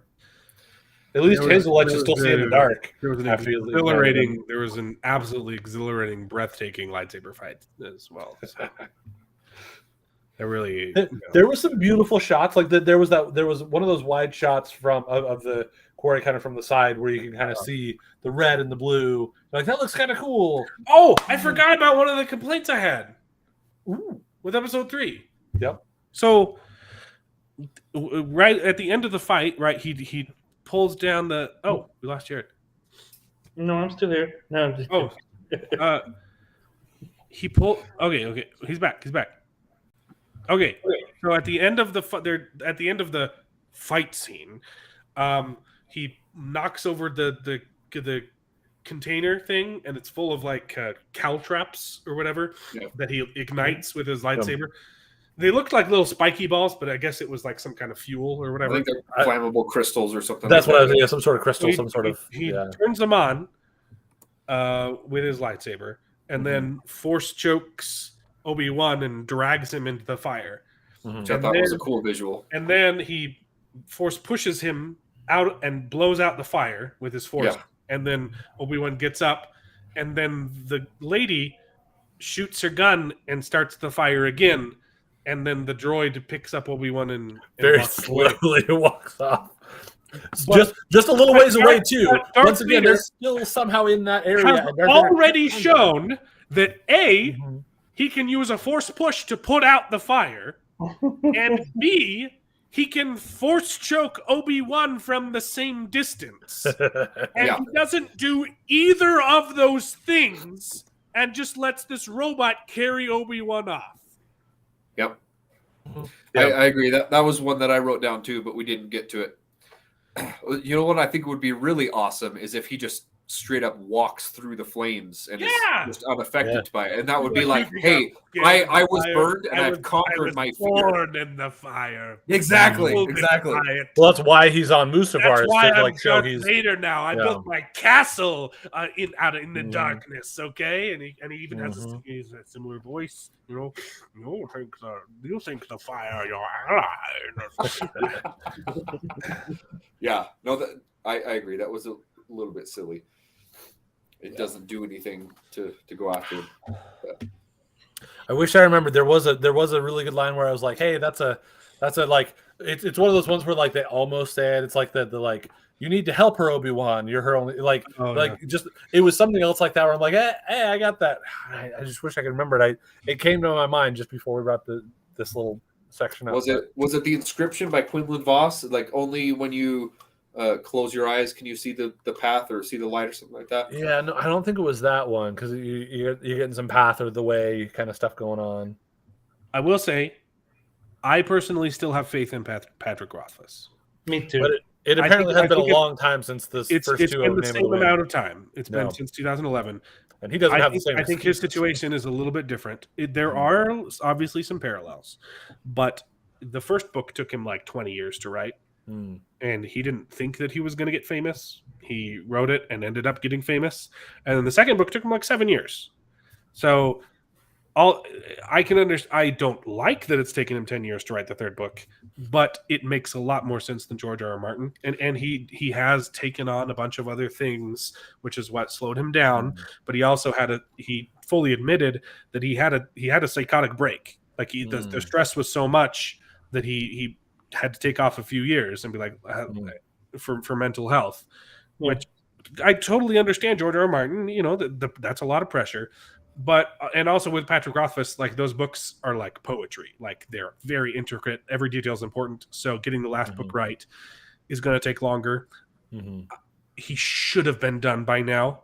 I still think that he will finish, and recently he's been talking very positively about book 3, which he has not done in a long time. Like he straight up read the prologue, and he's been very reserved to give any details on book 3 because he doesn't want to get people's hopes up, and he's kind of been hyping book 3 recently. So I think within 2 years we'll have book 3. But I'm being optimistic. I might be proven wrong, and he might be another George R. Martin. Who are you, and what have you done to Alan that you're being optimistic? I'm sorry, I just watched Top Gun, and it gave me hope. Oh, there we go.